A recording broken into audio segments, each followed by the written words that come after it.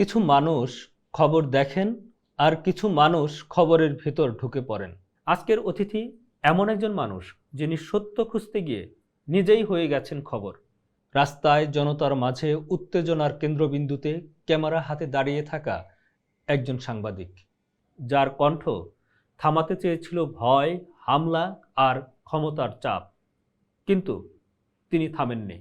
আজ আমরা শুনব একজন সংগ্রামী সাংবাদিকের জীবন, একজন মানুষের ভয়, একজন পরিবারের ত্যাগ এবং সেই সত্য যা সবসময় প্রচার হয় না। আমি সুলাইমান শাওন, আপনারা দেখছেন অফ দ্য রেকর্ড।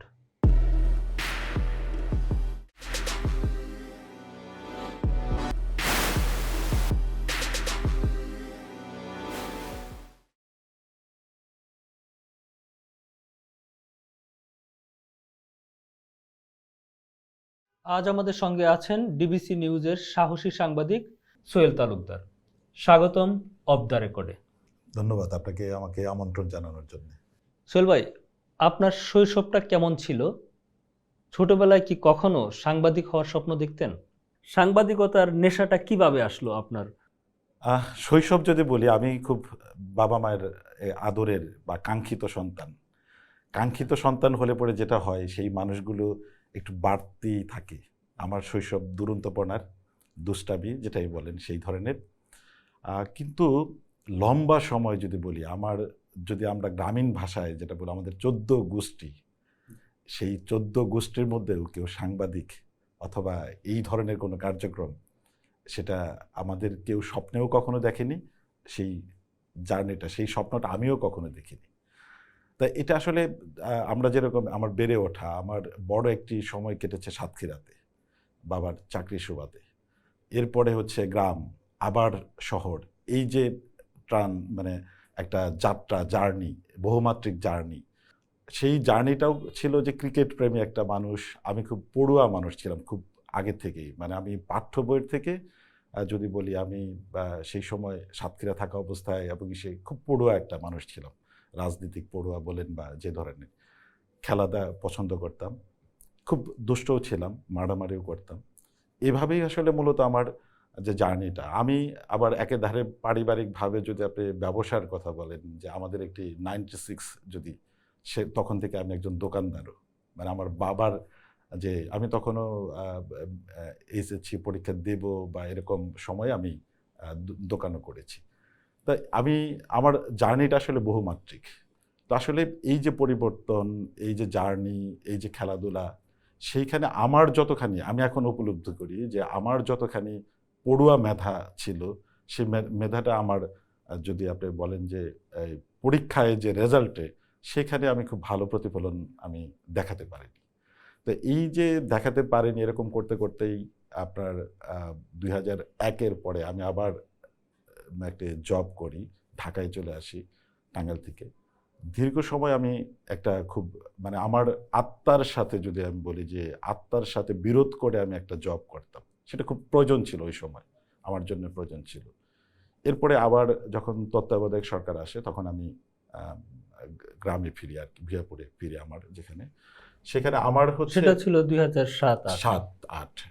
এই 2007-8 সময়ে আমার পরিবারের, আমার বড় মামা যারা আমাদের আইডল, উনি ঢাকা ইউনিভার্সিটির, সেই সময় তারাও খুব দরিদ্র মানুষ ছিলেন, কিন্তু এলাকায় তার পড়াশোনা, তার মেধা, এটা খুব, মানে খুব সমাদৃত ছিল।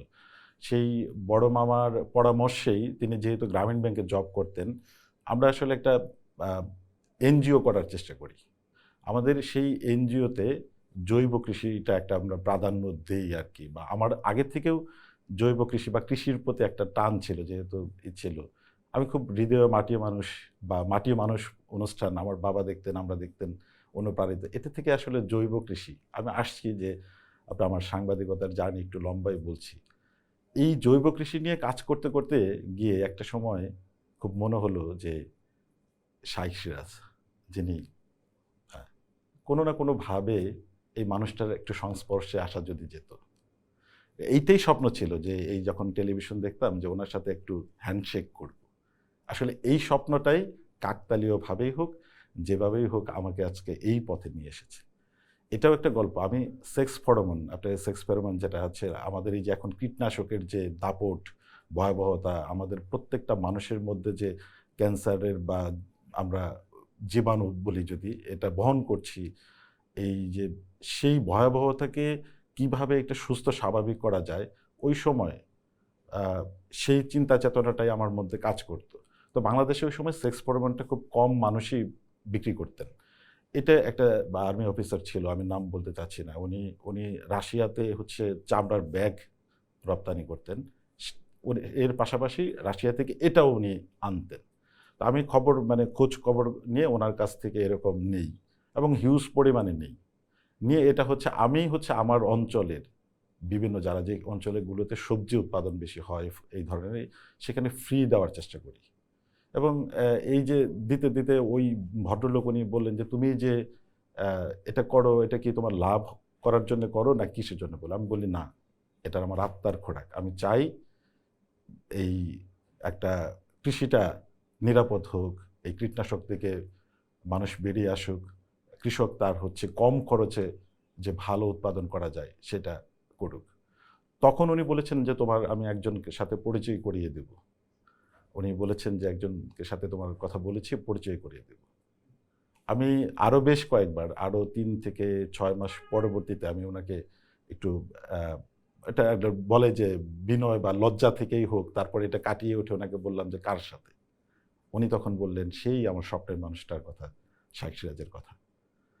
তো এটা শোনার পর আরও তো উচ্ছ্বসিত আমি হলাম।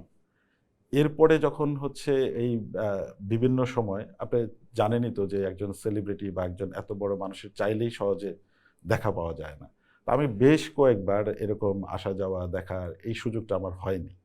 এরপরে ওখানকারই একটা বার্তা থেকে আমরা আরও ভালো কিছু করার জন্যে, যে মাটির স্বাস্থ্যটা আমরা একটা চেষ্টা করলাম যে মাটির স্বাস্থ্যটা কিভাবে ভালো রাখা যায়।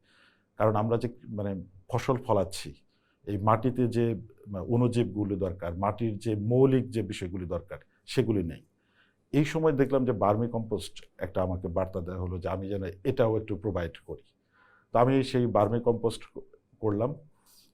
এরপরে থেকেই হয়তো মানে আমার যিনি, আমি যার সাথে হ্যান্ডশেক করা, উনিও হয়তো কোনো কারণে মনে করেছেন যে এই ছেলেটার মধ্যে হয়তো কিঞ্চিত পরিমাণে সততা রয়েছে কৃষকদের জন্য বা যেটাই হোক।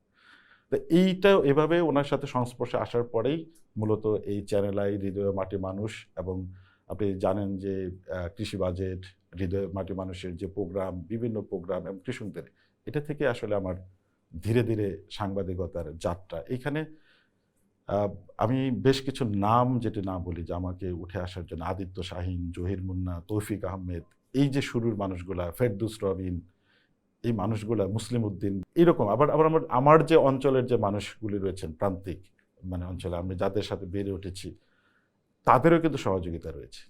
তবে সব থেকে বেশি যে জিনিসটি আমাকে কাজ করেছে সেটা হচ্ছে মানুষের বঞ্চনা, মানুষের, আমি আপনাকে বলছি, আমি খুব আপ্লুত হয়েছি। আমি খুব নেগেটিভ নেগেটিভ শব্দ শুনেছি, খুবই অপমানজনক শব্দ শুনেছি, আর এর জন্য আপনার চ্যালেঞ্জটা ভিতরে আরো গাঢ় করেছে, বা আমার যাতে শেখার জন্য খুব প্রচুর আগ্রহ ছিল। আমি যদি বলি যে আমার যারা গুরুরা এটা শুনবেন, মানে দেখবেন বা শুনবেন আমার কথাগুলি, আমার আমার মানে গুরুরা জানবেন বা এটা স্বীকার করবেন যে আমার শেখার খুব আগ্রহ ছিল। আমার ভিতরে আহ, কাজকে, আমি যেহেতু প্রচুর বই পড়েছি, হুমায়ুন আহমেদের কিছু বিষয় আমার মধ্যে কাজ করে। এটা আমি যখন কোনো আপনি জানবেন যে যখন কোনো উপন্যাস পড়েন, কোনো কোনো সুপাঠ্য পড়েন আপনি, সেই পাঠ্যের চরিত্র, কোনো না কোনো চরিত্র আপনার ভিতরে, আপনি অটোমেটিকলি আপনার একটা চরিত্র হয়ে ওঠেন। তো আমরা যেটা বলছি যে আমি কোনো কিছুকে না করতাম না, আমার শেখার খুব আগ্রহ ছিল। এখন পর্যন্ত আমি যে হাউসে এখন কাজ করছি, আমাকে এখন পর্যন্ত তারাও বলতে পারবেন না যে আমাকে একটা কাজ দেওয়া হয়েছে সেটা আমি না করেছি, যে আমি করব না, আমি করতে পারি না। আমি বলছি যে আমি চেষ্টা করে যাব। তো ওখানেও মানে বাধা কিন্তু সব জায়গাতেই থাকে, কেউ আপনাকে জায়গা ছেড়ে দিতে চায় না। আমার যে প্রথম পত্রিকায় যে সাংবাদিক, যেটা আমি ওই ভাইকে বললাম যে কি বললে মানুষ সাংবাদিক বলবে, তখন তো আরও ছোট ছিলাম, বা আরও ম্যাচুরিটি যে জিনিসটা সেটাও তো কম ছিল, বা সাংবাদিকের যে একটা থ্রিল, বা আমরা দেখছি যে চোখের সামনে যারা সাংবাদিক তাদের আলাদা একটা সম্মান, সেই লোভটাও হয়তো আমার মধ্যে ছিল। তো এই যে থ্রিল। তো ওই ভাইকে যখন বললাম যে ভাই কি বললে, কি করলে আমাকে মানুষ, তিনি তখন মজাই করে বলেছিলেন কিনা বা অন্য কোনোভাবে বলছেন যে পত্রিকায় যদি তোমার নাম আসে তবে তুমি সাংবাদিক। তো আমি আসলে তখনও পত্রিকার লেখাটা আমি জানি না, এটা মানে আমি জানি না, আমি খুব অল্প দিনের একজন মানুষ। তো উনিও হচ্ছে একটা আঞ্চলিক পত্রিকায় একটা লেখা এনে দিলেন, লেখা সোহেল তালুকদার। তো এই যে সোহেল তালুকদার বললেন, মানে পুলকিত হলো, কিন্তু নিজের ভিতরে এক ধরনের দংশন কাজ করলো, মানে একজনের মানে অপরাধ বোধ কাজ করতে থাকলো। এটা তো আমার লেখা না, এটা আমি লিখিও নাই, আমি জানিও না। দেন এরপরেও হচ্ছে কিন্তু একের পর এক এরকম কিন্তু আমার নাম এই একই উনিই করেন, আমি কিচ্ছু না।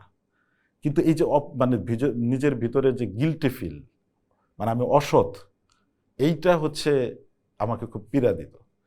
তখন আমি আবার হলাম যে আমি যে কাজগুলো জানি, আমি ক্যামেরার পিছনের যে কাজগুলো জানি, কিন্তু আমি লেখার কাজটা আমি জানি না।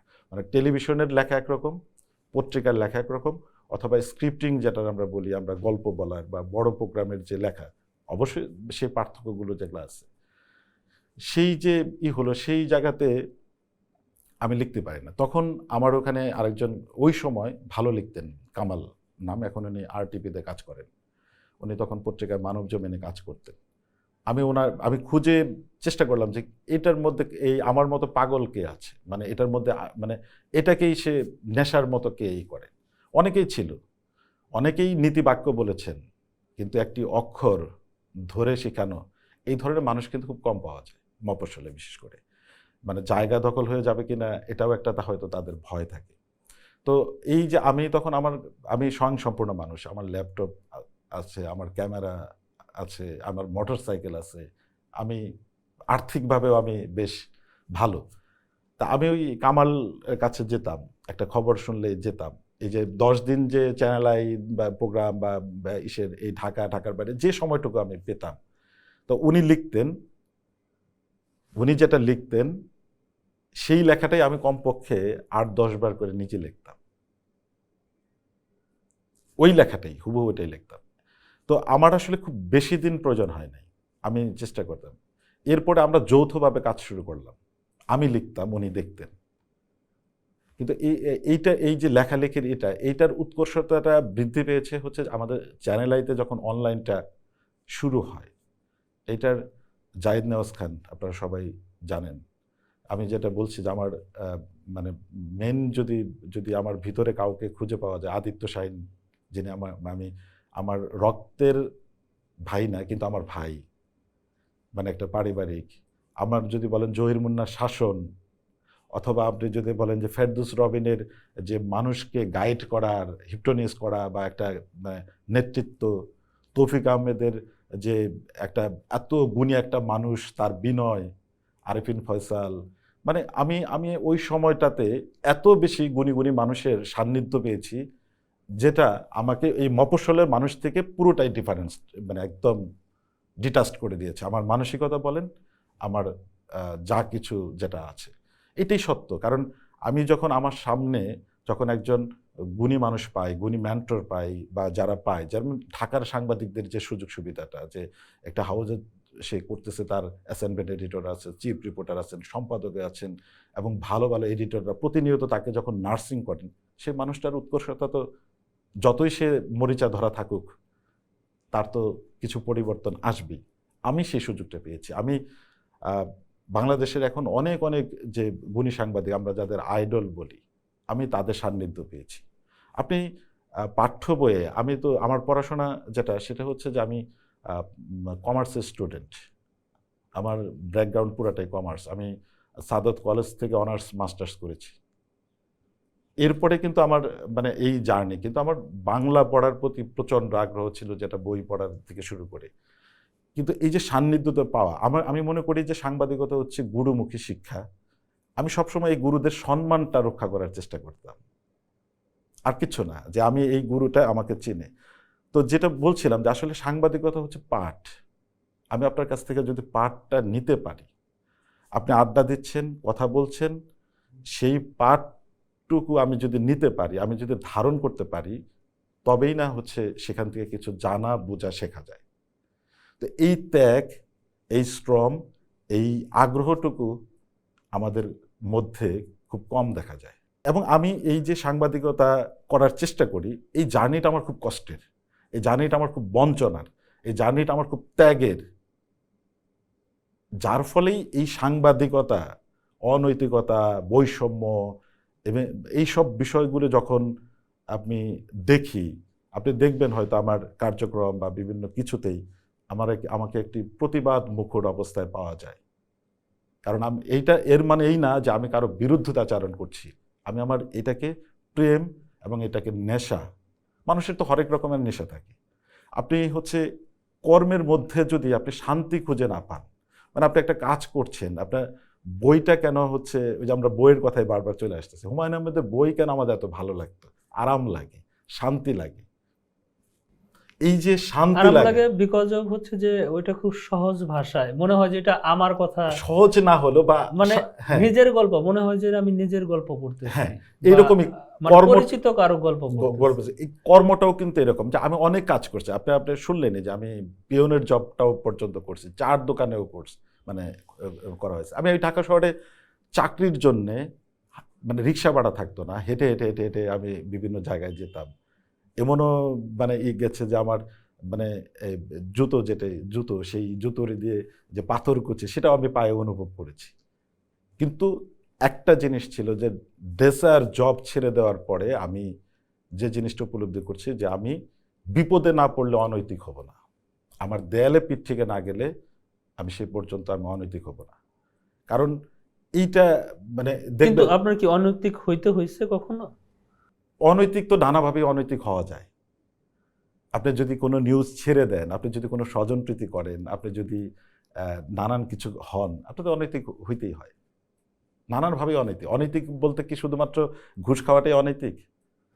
বা কারো মানে কাছে আপনি একটা নিউজ করেছেন কিন্তু নিউজটা আপনি ছাড়লেন না, সেটা কি, নাকি আপনি নিউজটা ছাড়ার জন্য চেষ্টা করছেন, আপনার নিউজটা বন্ধ আমি করে? আমি নিউজটা যখন আমি নিজে ছাড়লাম না, সেটাই একটা অনৈতিকতা। আরেকটু বুঝিয়ে বলেন। মানে আমি একটা নিউজ করতে গিয়েছি, আমরা মফস্বলে তো নানান ধরনের সমস্যা থাকে, সবাই সবার পরিচিত থাকে, খুব মানুষের বিপদে পড়তেছে বা কোনোই হচ্ছে, অথবা কোনো কারণে আমি বাস্ট হয়ে গিয়েছি, আমি যে ছেড়ে দিলাম, আমি জাস্ট এটা বোঝানোর জন্য আপনাকে বললাম যে আমি যে ছেড়ে দিলাম, এটাই তো অনৈতিকতা। এটা তো আমার ছেড়ে দেওয়ার কথা ছিল না। আমি তো থাকবো হচ্ছে স্টিল, আমার তো অনুভূতিহীন থাকার কথা ছিল। মানে আপনি যা দেখছেন সেটা আপনি প্রকাশ করে দিবেন, কিন্তু আমি সেটা আপনি প্রকাশ করলেন না, হ্যাঁ, মানে দেখেও না দেখার ভান করলেন, ভান করলাম, সেটাই তো। সেটাই, এটাও অনৈতিকতা। সোহেল ভাই, আপনার প্রথম টিভির সামনে যাওয়া, মানে প্রথম রিপোর্ট কোনটা ছিল আপনার কি মনে আছে? আহ, টেলিভিশনের সামনে হচ্ছে লাইভটার কথা মনে আছে, যে লাইভ যেটা করলাম সেটা মনে আছে, কিন্তু মানে এর আগে আহ, মানে কি কি রিপোর্ট, মানে এত বেশি রিপোর্টের প্রতি নিবেদিত ছিলাম, এখন সেটা খোঁজ করতে চাইলে পরে আমার খুব মুশকিল আচ্ছা, হবে। প্রথম লাইভ রিপোর্টটা কি প্রথম নিয়ে ছিল, কবে ছিল? এটা হচ্ছে কি, ধরেন আমাদের যখন টেলিভিশন ডিবিসিটা আসে তখনও অন এয়ার হয় না, আমরা হচ্ছে ফোনের দিতাম। আর জানেন যে জেলা লেভেলে যারা কাজ করে তারা ওই সময় মানে 2016 সালে কথা বলছি, যে তখনও ব্যাকপ্যাক তো নাই, মোবাইলে লাইভ করার সুযোগটাই হচ্ছে প্রথম ওই সময় শুরু হয়। এটা ডিবিসি তখন হচ্ছে একদম ডিএমএনজি যে অ্যাপস যেটি সেটি দিয়ে শুরু হয়, এবং আমাকে দিয়ে সেটাই হয়। এটা লৌহজং নদী উদ্ধারের একটা কার্যক্রম।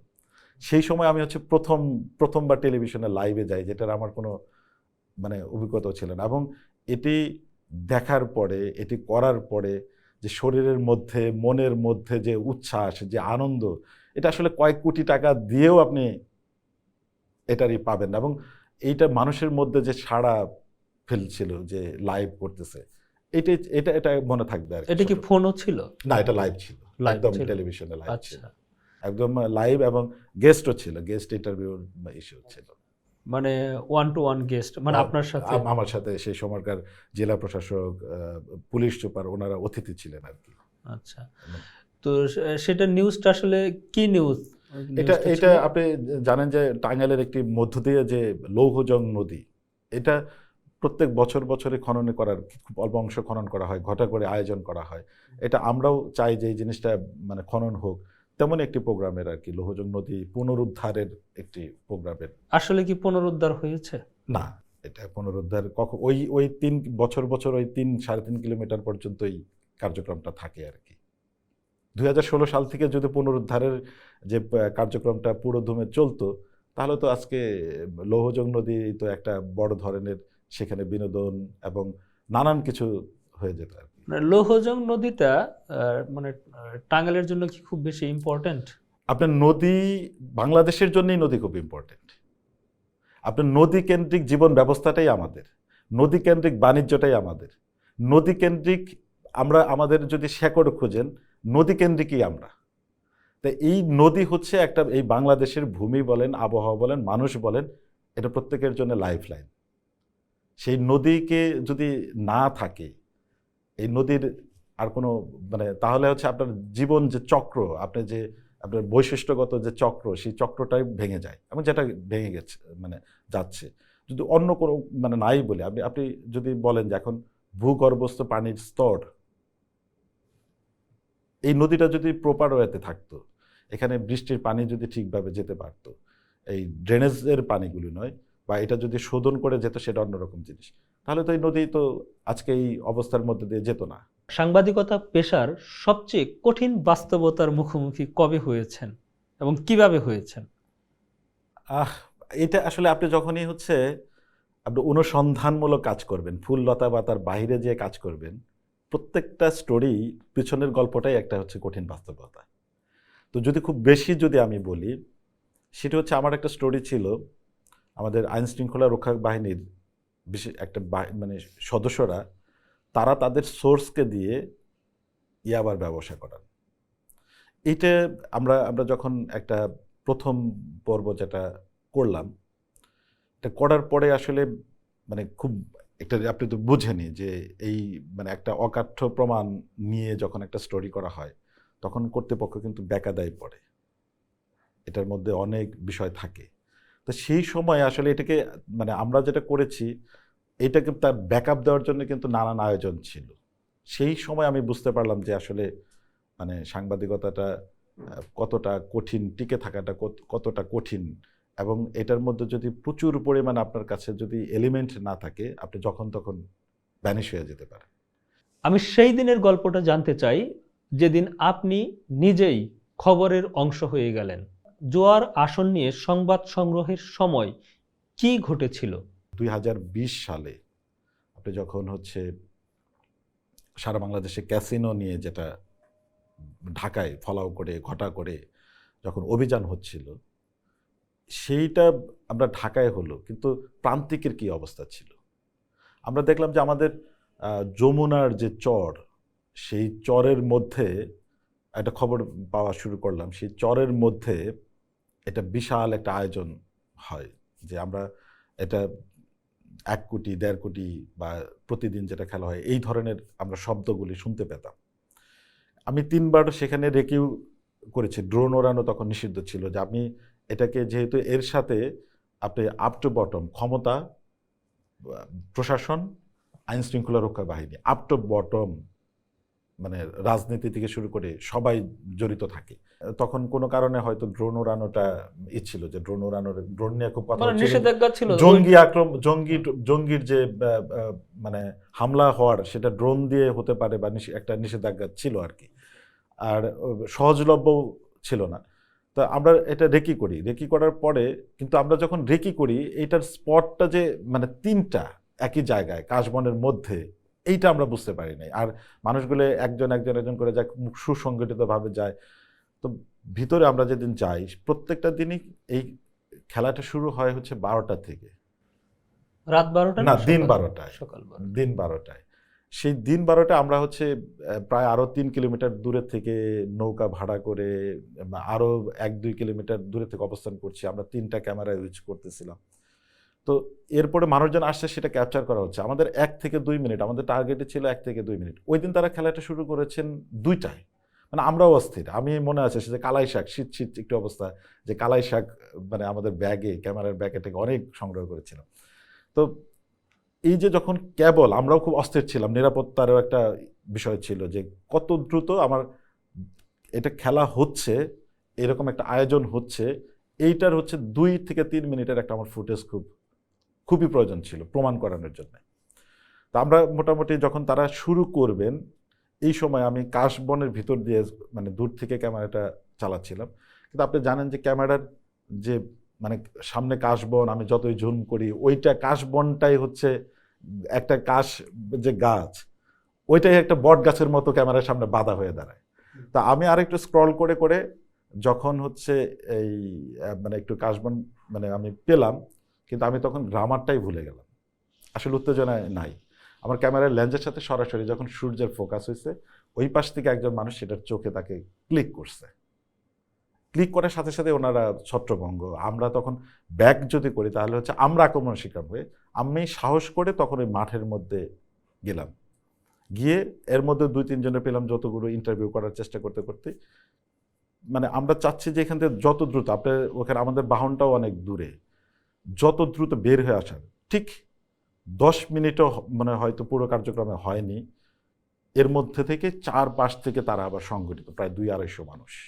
আমরা অবাক, মানে আমরা যে জায়গায় ধারণা করেছি যে 20 থেকে 30 জন মানুষ, সেখানে 200-250 মানুষ 4 পাশ থেকে।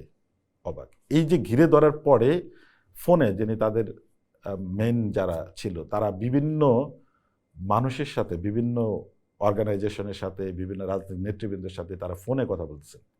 এরপরে যখন তারা শিওর হলেন যে কোন আইন শৃঙ্খলা রক্ষা বাহিনীর লোকজন নয় অথবা ইনা, তখন সেইখান থেকে তারা আক্রমণের নির্দেশটা ওই ফোন থেকেই আসে। সেটা আইন শৃঙ্খলা রক্ষা বাহিনীর সদস্য থেকেও আসতে পারে, সেটা রাজনৈতিক নেতৃবৃন্দ বা প্রভাবশালী তাদেরকে যারা শেল্টার দিচ্ছেন তাদের থেকে। এরপরে আক্রমণটা শুরু হয় 3 দফা। সর্বশেষটা আমি 3 দফা, আমার যে ক্যামেরাম্যান ছিল আশিক, ও এবং একটা নৌকার মাঝি, এই দুজনকে ফ্ল্যাট, আমি মানে ওই দৃশ্য মনে হলে পরে এখনো যে আশিক বেঁচে আছে, ওই লোকরা বেঁচে আছে, আমরা বেঁচে আছি, এটাই একটা অবিশ্বাস্য একটা বিষয়। সেখানে যেটা করা হয়েছিল, সেখানে কিন্তু এই যে কথোপকথন, সেই কথোপকথনের মানে আমাকে কিন্তু শুরুতে আক্রমণ করা হয়নি, কারণ আমার ধীরতা ছিল। আমি ওই যে আমার বাই বর্ন একটা বুনো সাহস রয়েছে, জঙ্গলি সাহসিকতার যেটা রয়েছে, যে মৃত্যুটাকে আমি খুব বেশি, আমার কাছে খুব এটা কোনো ফ্যাক্ট মনে হয় না যে এটা এটা ছিল। আমি সবসময় দৃঢ়ই ছিলাম। তো ওরা যখন মারতে মারতে ক্লান্ত, এই সময় হচ্ছে বসে হচ্ছে নেগোসিয়েশনের বিষয় থাকে ছিল। তো এই যে মারতে মারতে এই সময় কিন্তু তারা খুব উচ্চ বাক্যে ফোনে কথা বলছেন, ফোন থেকে কি কথাগুলো মানে হচ্ছে সেগুলো তারা বলছেন, কাকে কাকে টাকা দেয়, কত যায়, কি অবস্থা, সেই কথাগুলো কিন্তু বলছেন। আর আমি তাজ্জব বনে যাচ্ছি যে মানে এইটার বিষয়ে আমার কোনো এই ধরনের ধারণাই নাই যে এটার শেকড়টা কত মানে গভীরে, এটার অংশটা কত গভীরে, মানে কোন দিকে যাতায়াত করে। তো এই কিছু সময়ের মধ্যেই হচ্ছে যখন আমরা বসলাম, এরকম ওরাও ক্লান্ত, যারা মানে মারছে তারাও ক্লান্ত, আমরাও ক্লান্ত, বসে এরকম পানি খাচ্ছি, হঠাৎ করে দেখলাম যে আরও 15-20 জনের একটা গ্রুপ আসলেন। এই আমি আমার হাতে গ্লাসে ছিল, এই সময় অর্ধেক আবার কিছু ব্যাক করলেন হয়তো আমাকে দেখে, কিন্তু পিছন থেকে হুট করে এসে একজন মানুষ এই আমার ঘাড়ে লাথি মারলেন। তা আমায় তখন হচ্ছে যে এমন কার সাহস যে আমার গায়ে হাত দেয়, ওই যে বললাম যে আমার মধ্যে একটা অন্যরকম বিষয়। এই তাকানোর সাথে সাথে আরেকটা ঠিক এইখানে একটা লাথি লাগে, এই জায়গাটায়, মানে ডিস্কের একদম খুব সেন্সিটিভ জায়গাটায় একটা লাথি লাগে। আমি বুঝতে পারি যে একটা আঘাত আসলো, এরপরে আমি আর কিছু জানি না। আমি শুনেছি যে আমাকে এরপরে মানে আমি যেহেতু সেন্সলেস, আমি কাউকে চিনব না, যে কারণে আমি যখন পড়েছিলাম তখন অনেকেই এসে আমাকে যার যেমন ইচ্ছা মানে তারা মেরেছেন লাথি টাথি, মানে যেরকম এসে। আশিক, আমি শুনেছি যে আশিক সেই মুমূর্ষ অবস্থায় এসে আশিক আবার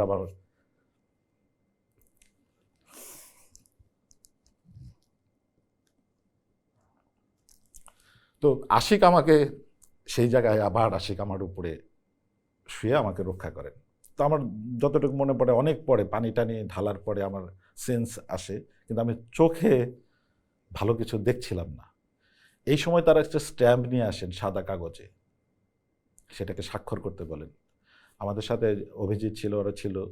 ও মানে মানে বলল যে বেঁচে ফিরতে হলে পরে এখান থেকে এই স্বাক্ষরটা দিতে হবে।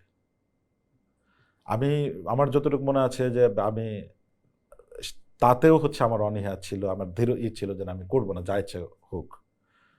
তো সম্ভবত আমি স্বাক্ষর করিনি, এটা আমার পক্ষ হয়ে অন্য কেউ স্বাক্ষর করেছিল। সেই সময় শুনেছি যে আমাদেরকে ডাকাত বলে, আমরা এখানে ডাকাতি করতে এসেছি, সন্ত্রাসী করতে এসেছি, মেরে নদীতে ভাসিয়ে দেওয়ার অর্ডার ছিল। সৃষ্টিকর্তার কৃপা বলেন, তাদের দয়া বলেন, এই যে যারা অর্ডারটা দিয়েছেন, আমরা এখন হয়তো বলছি না যেহেতু সেই জিনিসগুলো আমরা পরবর্তীতে আনিনি, সেই মানুষগুলো কিন্তু আমি জানি। সেই মানুষগুলোর সাথে জানি যে একটা কাজ করতে গেলাম, যেটা হচ্ছে, আপনি জানেন যে জুয়া জিনিসটা, এটার ভয়াবহতা, এটা এটা বলছি। জুয়ার সেই আসর থেকে আপনি কিভাবে উদ্ধার হলেন? এখানে যে আমরা 6 জন ছিলাম, এর মধ্যে 2 জন ছিল নৌকার মাঝি, আর আমরা 4 জন সাংবাদিক। এই 4 জনের মধ্যে বেশি আহত ছিলাম হচ্ছে আমি, আশিক এবং হচ্ছে আর একজন নৌকার মাঝি। আরও যে 3 জন ছিল, এই ওদের সহযোগিতায় আমরা ওই 3 জন আমাদেরকে খুব করে নিয়েই তারা নৌকা পর্যন্ত নেয়। ও নৌকা থেকে আমরা তারপরে হচ্ছে নদী পার হয়ে আরও দূরে, ঘাটে না গিয়ে আরও দূরে একটা জায়গায় গিয়ে তারপর হচ্ছে হাসপাতালে, আমরা টাঙ্গাইল জেনারেল হাসপাতালে আমরা পৌঁছাই। ওই সময় চিকিৎসক আমাকে হচ্ছে তার এটার সিটি স্ক্যান বা ইটি ঘাটের করতে বলেছিল, কিন্তু আপনি জানেন যেমন একটি ঘটনা সেটা অন্য সাংবাদিকরা জানাজানি হওয়ার পরে যে বিষয়টা হয়, মামলার কার্যক্রম, চিকিৎসা কার্যক্রম, সেইখানে আমার একটা গাফিলিতে আমি পড়েছি। খুব তাড়াহুড়া করে মামলাটা করা হয়েছিল, এবং আমি আমার যে ট্রিটমেন্ট, যেটা সিটি স্ক্যান বলেন, এমআরআই বলেন, সেটা না করে আমরা হচ্ছে পরের দিন থেকে আমার এইখানে আঘাত ছিল, ব্যান্ডেজ নিয়েই আমরা হচ্ছে আন্দোলন করা, এটা যাতে তাদের ধরা হয়, এত বড় ঘটনা হলো বিভিন্ন জায়গায়। এটা শুধুমাত্র বাংলাদেশ না, এটা বাংলাদেশের বাইরেও, ইতালি বলেন, মালয়েশিয়া বলেন, সৌদি, দুবাই, এরকম বিভিন্ন দেশে কিন্তু এই ঘটনাটা নিয়ে তখন কিন্তু আন্দোলন শুরু হয় যে মূল হোতা যারা, তাদেরকে গ্রেপ্তারের জন্য। তো এটা একটা ছিল, আমরা ওই পুরো প্রক্রিয়ার মধ্যে ছিলাম। আমরা অসংখ্য সাধারণ মানুষের, প্রায় 30-40 হাজার মানুষের যে স্বাক্ষর, সেটা সংগ্রহ করে প্রধানমন্ত্রীর দপ্তর পর্যন্ত স্মারকলিপি প্রদান করা হয়েছে। ইভেন কি ঢাকায় যে শাহবাগ, সেখানেও কিন্তু এই বিষয় নিয়ে, যে প্রধান আসামি যে তাদের গ্রেপ্তারের যে বিষয়টি, সেগুলো নিয়ে আন্দোলন করা হয়েছে। এই সময়ের মধ্যে যে শুধু যে আমরা যে আন্দোলন করতেছি, এর মধ্যে কিন্তু আমার বিরুদ্ধেও কিন্তু প্রোপাগান্ডা চলছে তখন আমাদের বিরুদ্ধে। আমরা কেন ওখানে গেলাম, আমাদের কি স্বার্থ ছিল, তারা যে যারা জুয়াড়ি বা মাসলম্যান যারা, তারা এটাকে বন্ধ করার জন্যে, এটাকে মিনিমাইজ করার জন্যে, তারপরে হচ্ছে মীমাংসা করার জন্যে, এইসব বিষয় কিন্তু এই চাপগুলো ছিল, কিন্তু আমরা আপোষহীন ছিলাম। আমরা যেভাবেই হোক সেটার একটা দৃষ্টান্ত রাখার চেষ্টা করেছি। এমনও তথ্য আমার কাছে ছিল যে জিনিসটা হচ্ছে যে এইটার তো একটা গোয়েন্দা রিপোর্ট যায়, সেই ধরনের একটা রিপোর্টের অফ দ্য কোর্ট বা এটা কোর্ট করা না, যেটা হচ্ছে যে এরকম ছিল যে আমি ওখানে আমার সাথে মান্থলি 2,50,000 টাকা হচ্ছে এটার হচ্ছে মাসিক রফা দফা আছে। আমরা সেখানে 2,40,000 টাকা আমাদেরকে দেওয়া হয়েছে, এবং আর 10,000 টাকা না দেওয়ার ফলে ওইখানে একটু হয়েছে, তর্কাতর্কি হয়েছে, বা এটা যেটা বলে, কিন্তু কোনো হামলার ঘটনা এমন রিপোর্টও কিন্তু গিয়েছে। এরপরে এই রিপোর্টটা যখন আমি তখন সাথে চ্যানেলে বা উর্দু, যে তুমি ওখানে কেন গেলা বা কি হলো, তখন আমি একটা চ্যালেঞ্জ করেছিলাম যে 2,40,000 নয়, 240 টাকারও কেউ যদি আমার নামে এই ঘটনাকে কেন্দ্র করে যদি প্রুভ করতে পারে, বলতে পারে, সামনে দাঁড়িয়ে বলতে পারে, তা আমার জন্য যে ধরনের শাস্তি হয়, আমি সেই শাস্তি মাথা পেতে নেব আর কি। তো এই সমস্ত এই যে সাক্ষ্যগুলোর মধ্যে, এদের মধ্যে কিন্তু আমার সহকর্মীরাও কেউ কেউ ছিলেন। ইভেন কি আমরা যখন একটা মামলা চলমান ছিল, সেই চলমান অবস্থায় যখন চার্জশিট হয়, তখনই কিন্তু একটা বাজারে যে ঘটনা ঘটেছিল যে আমরা এখান থেকে অর্থের বিনিময়ে সেই মানে মামলাটা হচ্ছে চার্জশিট থেকে কাউকে বাদ দিয়েছি, এটাও কিন্তু আমাদের সহকর্মীরাই আমাদের বিরুদ্ধে কিন্তু সেটা রটনা হয়েছে। কিন্তু এখন পর্যন্ত এত মানে সৎ থাকলে সৃষ্টিকর্তাই আপনাকে সহায়তা করেন, এই ধরনের কেউ করতে পারেনি, এখনো মামলা চলমান রয়েছে। তবে বিচারিক প্রক্রিয়া নিয়ে যেটা সবারই যেরকম অভিযোগ, আমাদেরও এরকম, আমাকেও টাকা দিতে হয় সাক্ষী থেকে শুরু করে এই মামলা পরিচালনার জন্য প্রচুর ব্যয়ভার। এবং তারপরে এসে কিন্তু আমি ওই সময় কিন্তু বুঝি নাই যে আমার এখানে এত বড় ক্ষত তৈরি হয়েছে। তারপরে 1 বছর বা 1.5 বছরের মাথায় কিন্তু আমি বুঝতে পারলাম যে আমার এখানে খুব ক্ষতিগ্রস্ত। আমার সৌভাগ্য যে আমি সিএমএস এ দীর্ঘ সময় ট্রিটমেন্ট নিতে পেরেছি। সেটা না হলে হয়তো আজকে আপনার সাথে বসে কথা বলতেছি সেটাও সুযোগ ছিল না। আমি ইন্ডিয়াতে চিকিৎসা নিয়েছি, কিন্তু সব জায়গা থেকেই যে একটি বার্তা এসেছে আমি আর কখনো সুস্থ হব না। মানে এই যে জার্নি, এই সময়ের মধ্যে কিন্তু আমার ব্যবসাও ক্ষতিগ্রস্ত হয়েছে, আগেও ক্ষতিগ্রস্ত হয়েছে। আমি আবার একদম ডিপ্রেশন যদি বলেন, যে সেই ডিপ্রেশনে এবং মানসিকভাবে এতই হতাশাগ্রস্ত হয়ে পড়ি। সাপোর্টটা কিন্তু শুধুমাত্র আমি এবং আমার পরিবার বা এই এই এই এই যে এত বড় ঘটনা থেকে অন্য কোনো সাপোর্ট নাই। হ্যাঁ, একটি সাপোর্ট আমরা চিকিৎসার জন্য আমরা পেয়েছিলাম, যে সরকারের যে দুস্থ সাংবাদিকদের জন্য যে তহবিল করে, সেখান থেকে আমি মাত্র 1 লাখ টাকার মতো একটা অনুদান পেয়েছিলাম আর কি। এইটুকুই সহায়তা, কিন্তু নিজের যুদ্ধ নিজের।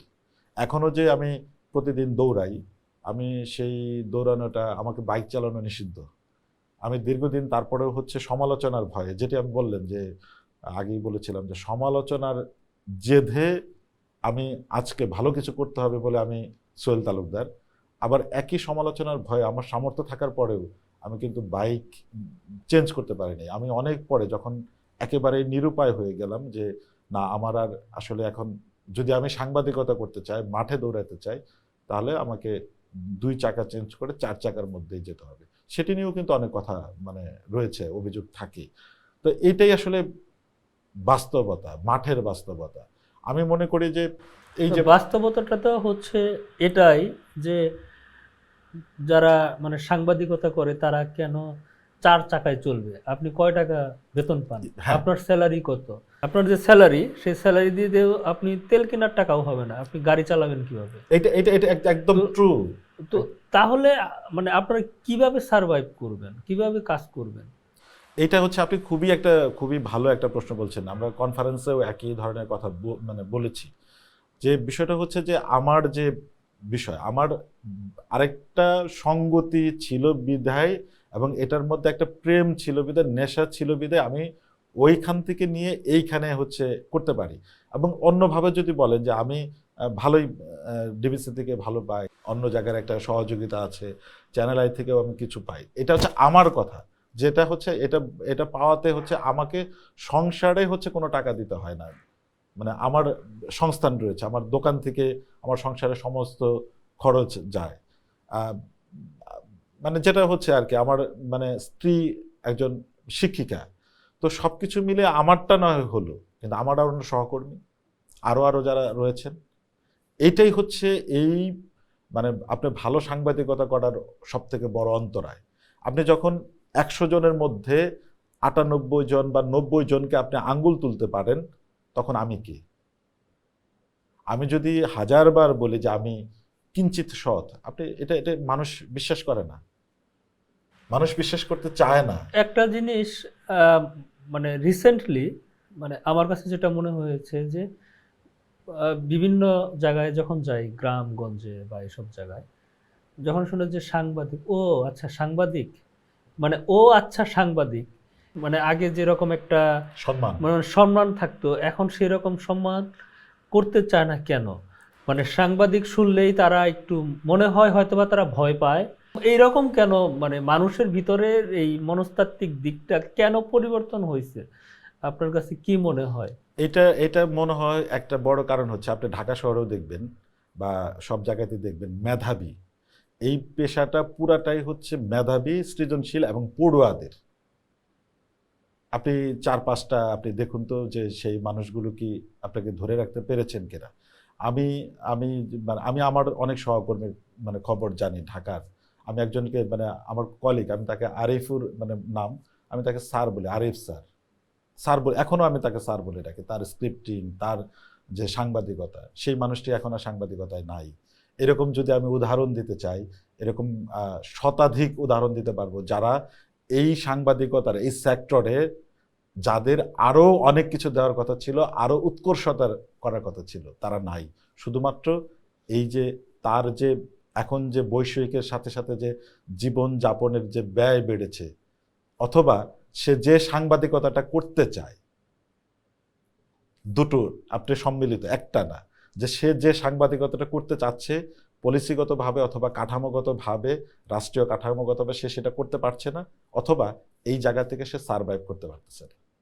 আপনি দেখুন যে একজন যে আমলা মানে ঢাকা ইউনিভার্সিটি থেকে সাংবাদিকতায় যারা পাশ করে এসেছেন, এবং ঢাকা শহরে আমার অনেক কলিগ আছেন যারা ঢাকা সাংবাদিকতা থেকে তারা পড়াশোনা করেছেন, ব্রিলিয়ান্ট, সে হয়তো বিসিএস দেয় নাই, সে সাংবাদিকতায় এসেছে, তার যে অবস্থাটা দেখুন। অথবা তারই একজন সহকর্মী যখন মাঠ প্রশাসন থেকে অথবা পুলিশ বা অন্য কোনো ক্যাডারে যখন জব, অথবা সরকারি যে ক্যাডার গুলোতে জব করছে, তার অবস্থানটা আপনি তুলনা করুন। সে কি হতাশ নয়? এই দায় কার? এই দায় তো রাষ্ট্রের। এই দায় যারা এই মিডিয়া পলিসি যারা করেন, এই দায়টা তো তাদের। এই মানে বাতাস, যদি খারাপ বাতাসটা যদি আপনি বলেন, সেটা কি গ্রামে পৌঁছাবে না? আপনি আজকে গ্রামে, আমি তো শুরুতেই বলছি যে এই সাংবাদিকতাটাকে আপনাকে প্রতিনিয়ত শিখতে হবে, জানতে হবে, পড়তে হবে, আপনাকে আইন জানতে হবে।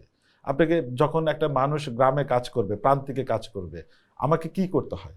আমাকে স্বাস্থ্য থেকে শুরু করে চণ্ডীপাঠ থেকে জুতো সেলাই, তা এটাকে আমাকে তো জানতে হবে। এখন আমার কথা হচ্ছে যে এই যে সাংবাদিকতায় আমার যেটা ভয়, আমি যেটা নিয়ে এই কনফারেন্সেও দাবি তুলেছি, আমাদের পরবর্তীতে আমি যতটুকু ভালো, আমার ধরে নিলাম যে আমার 90%ই খারাপ, 10% আমি ভালো, এই আমি 10% যতটুকু ভালো, আপনি এরপরে পাবেন কাকে? কেন মানে তৈরি হচ্ছে না তো? আপনি কারা সাংবাদিক এখন আসছে? এই যে ফেসবুক একটা পেজ খুলে আপনি সাংবাদিক, এবং মানুষও তাকে সেইভাবে গ্রহণ করছে, এটা, তাই না? একটা জিনিস হচ্ছে, যদি একটা দেশে আমি যেটা মানে আমি ফিল করি, যেটা সুপাঠক যদি না থাকে, তাহলে সুসাংবাদিকতাই বা কিভাবে তৈরি হবে? আপনি দেখুন এই যে আপনার যে অনুষ্ঠান, এই অনুষ্ঠানটাই যদি আপনি একটু মানে অন্যরকম করতেন, সুরসুরি থাকতো, যৌন সুরসুরি থাকতো, অথবা মানে অন্য ধরনের কিছু, আমি বলছি না, সেটার ভিউটা কিন্তু থাকতো হলো আকাশচুম্বী, একটু কাটসাট এরকম। মানুষের মানসিকতাটাই আমি মনে করি যে এই বাংলাদেশের প্রেক্ষাপটে বড় একটি সমস্যা। সুপাঠক, সুদর্শক যদি না থাকে, আপনি হচ্ছে সুসাংবাদিকতাও শেখানো হয় না। এখানে পাঠকের একটা বড় দায় রয়েছে। আপনি কেন যে এই যে যেটা বললেন যে মানুষ যেটা শিটকাচ্ছে, আমাদেরকে অনুসন্ধানী সাংবাদিকতা প্রথম যে জিনিসটা শেখানো হয়, ফলো দ্য মানি, তাই না? আপনার এখন চারপাশে যে মানুষগুলো সাংবাদিকতা, বিশেষ করে প্রান্তিকে যারা আসছেন, আপনি ঢাকা শহরেও একইভাবে চেয়ে গেছে। আপনি ঢাকা শহরেও যদি বলেন যে না এখানে খুব সাধু, এটা হবে না। যে আমি প্রান্তিকের কথাই বলছি, যে এই যে ফলো দ্য মানি যদি যখন একটা জানে, আমার গ্রামের মানুষ আমাকে চিনে না। সোহেল ভাই, একটু বলবেন যে আপনি ডিবিসি নিউজের জার্নিটা কিভাবে শুরু করলেন? এটাও কিন্তু মানে একইভাবে বঞ্চনার থেকেই, মানে মানে নেগেটিভ কথাবার্তা থেকেই। আমার এক সহকর্মী বলছিল যে আপনি যদি একদিনের জন্য জেলা প্রতিনিধি হতে পারেন, তাহলে হচ্ছে সে হাতে হচ্ছে চুড়ি পড়বে, এরকম একটা। তখন গিয়ে আমি হচ্ছে আমার এই গুরু যারা, তাদেরকে বললাম যে এরকম আমাকে একটা তখন হচ্ছে জেনে গিয়েছিলাম যে কোন টেলিভিশনটা ভালো করতে পারে। তা আসলে ওই জার্নি থেকেই, তখন অন এয়ারে আসে নাই, তখন হচ্ছে ওইখান থেকেই মানে একটা সিবি বা সুপারিশ যাওয়ার পরে আমি সুযোগ পাই। কিন্তু আমার সবসময় ছিল যে যখন আমরা এক ধরনের কাজ করে আসছি, টেলিভিশনটা ছিল শুরুতেই হচ্ছে আমার কাছে একটু নতুন, মানে নিউজ 2 মিনিটের 2.5 মিনিটের মধ্যে একটা নিউজ শেষ করাটা, এটা ছিল আমার কাছে এক ধরনের নতুন বিষয়। আমি জানি না, আমার 1-2 দিন এটা কাজ করতে গিয়ে অন্যের সহযোগিতা নিতে হয়েছে, এবং মানে সমস্যায় মানে যদি বলি, কিন্তু আমার কাছে সবসময় মনে হয়েছে যে এটাকে ভালো করতে হবে, মানে আমাকে আমাকে আমার প্রতিযোগিতা কারোর সাথে ছিল না। মানে আমি কখনোই অন্যের সাথে কোনোদিন প্রতিযোগিতা এখনো করি নাই, ভবিষ্যতেও করবো না, অতীতেও করি না। আমার প্রতিযোগিতা আমার সাথে।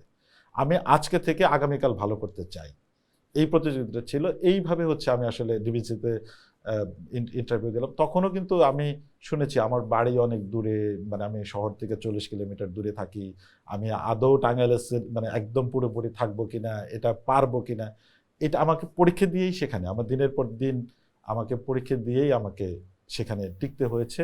এবং আমি মনে করি যে ডিবিসির মধ্যেও অনেক মানুষ রয়েছেন, বিশেষ করে জান্নাতুল মাওয়া, নঈম তারিক, প্রণব সাহা,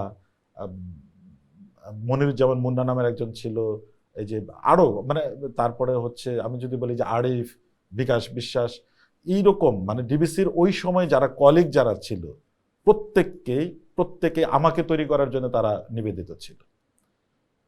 এখন জানি না তারা কেন হচ্ছে আমাকে মানে মানে স্নেহ করতেন, কেউ ভালোবাসতেন, কেউ সম্মান করতেন, এইটা আমি জানি না, কিন্তু প্রত্যেকেই মানুষ আমাকে তৈরি করার জন্য তারা খুব ছিল।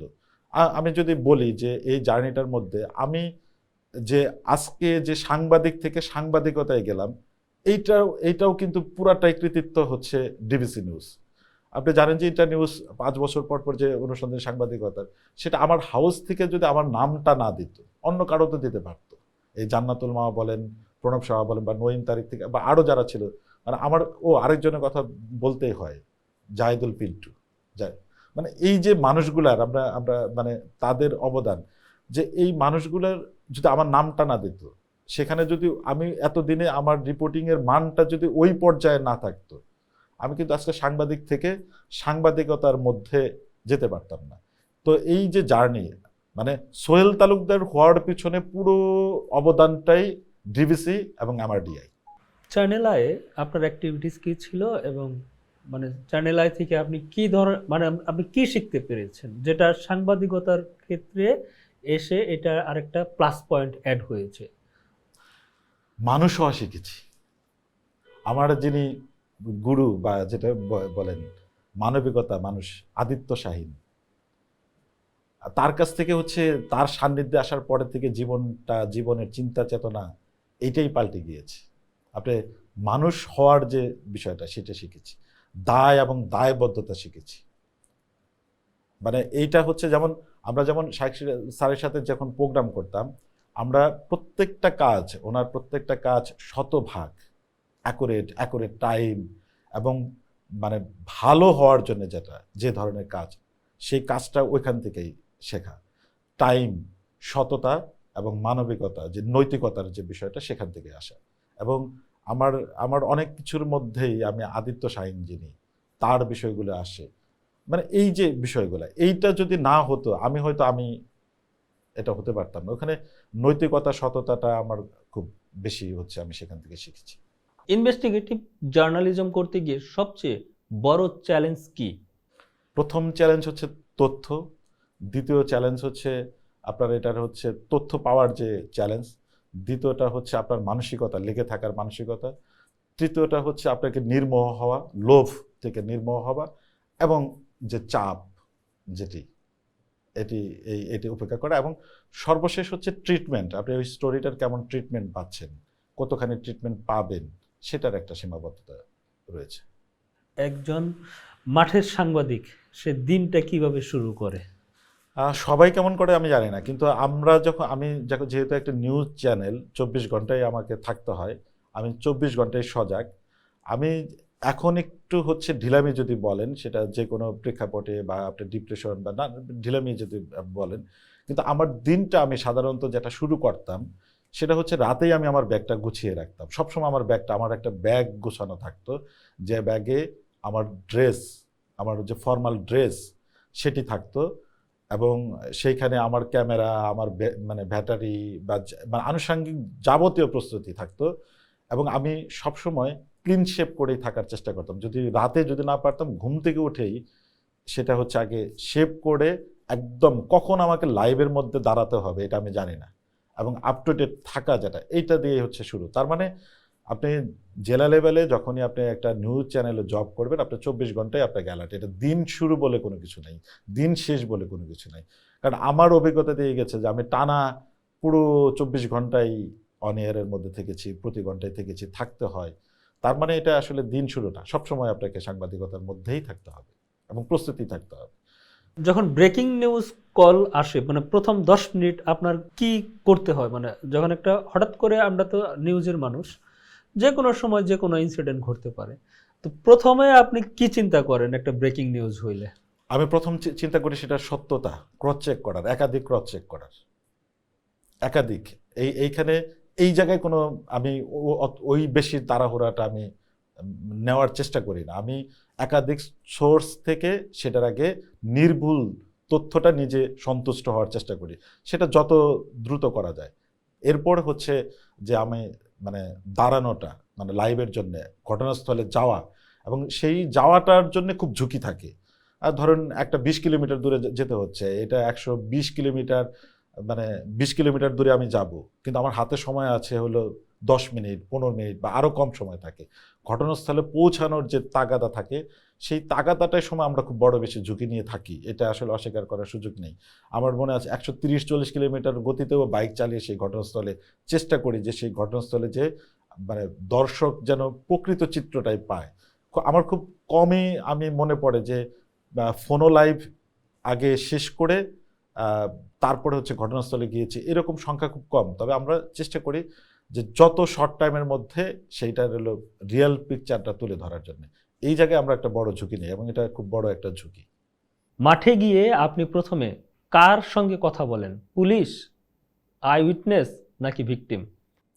আসলে পরিস্থিতির উপর নির্ভর করে যে আমরা এটা কার করব, কিন্তু আমরা প্রথমেই যে জিনিসটি চেষ্টা করি সেটা হচ্ছে যে আই উইটনেস যেটি প্রত্যক্ষদর্শী যারা থাকে তাদের, এবং যদি ট্রমাটাইজ কোনো ঘটনা হয়, সেটা আপনি জানেন যে সাংবাদিকতার ইথিক্সে ভিকটিমকে তাৎক্ষণিকভাবে প্রশ্ন করাটা অনুচিত। সে কারণে প্রত্যক্ষদর্শীটা আগে নেই, এরপরে হচ্ছে পুলিশের সাথে আমরা ক্রস চেক করি। কখনো কখনো যদি দেখা যায় যে ভিকটিম একটু স্বাভাবিক বা শান্ত, তাকে সাংবাদিকতার ইথিক্স মোতাবেক, তখন আসলে তার কাছ থেকে হচ্ছে যাওয়া যায়। আপনি জানেন যে কোনো একটি ঘটনা ঘটলে পুলিশও কিন্তু সেই তারা তদন্তের মধ্যেই থাকেন, তারাও ব্যস্ত থাকেন, যে কারণে প্রত্যক্ষদর্শীর কাছ থেকে আমরা একটু বর্ণনাগুলি নেই এবং এরপর হচ্ছে পুলিশের কাছে আমরা ক্রস চেক করি। আর সাংবাদিকতার ইথিক্স মেনে সংবেদনশীলতা যে বিষয়গুলি রয়েছে, স্পর্শকাতর বিষয়, সেইটুকুর সেন্সর করেই ভিকটিমের কাছে যাওয়া হয়।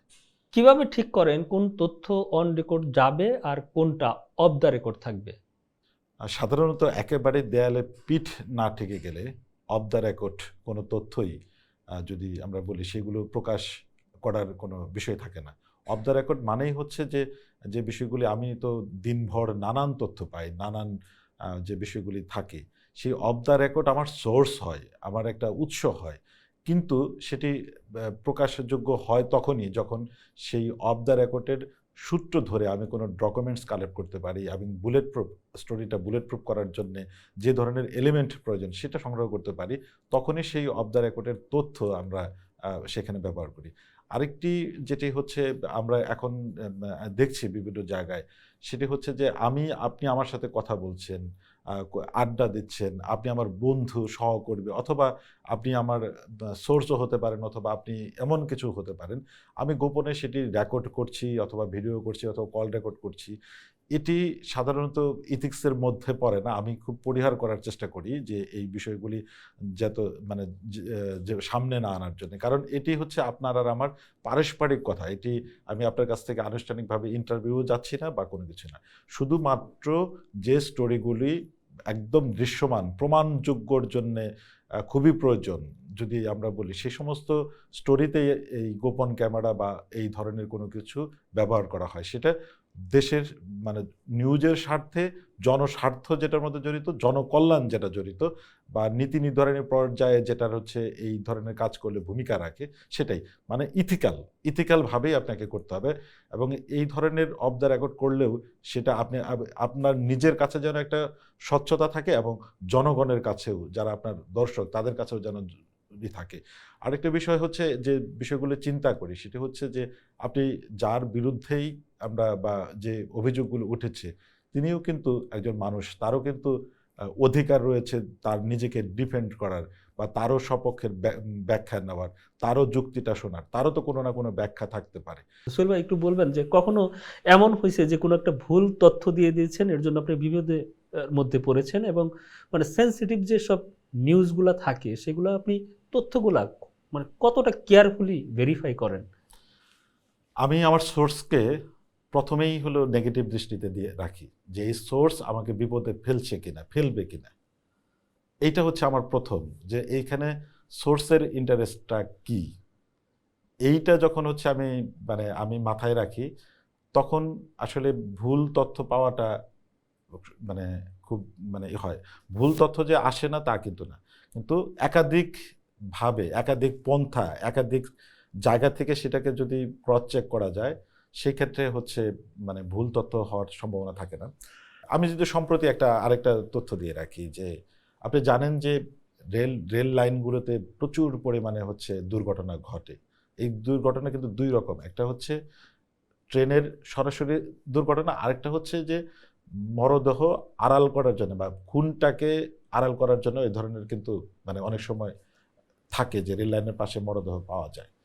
কিন্তু আপনি এটা জেনে থাকবেন যে কোনো মরদেহই যদি আঘাতপ্রাপ্ত হয়, ডিটেকটিভ না হয়, যে কি সন্দেহপ্রবণ হয়, সেটা ময়নাতদন্ত বাধ্যতামূলক।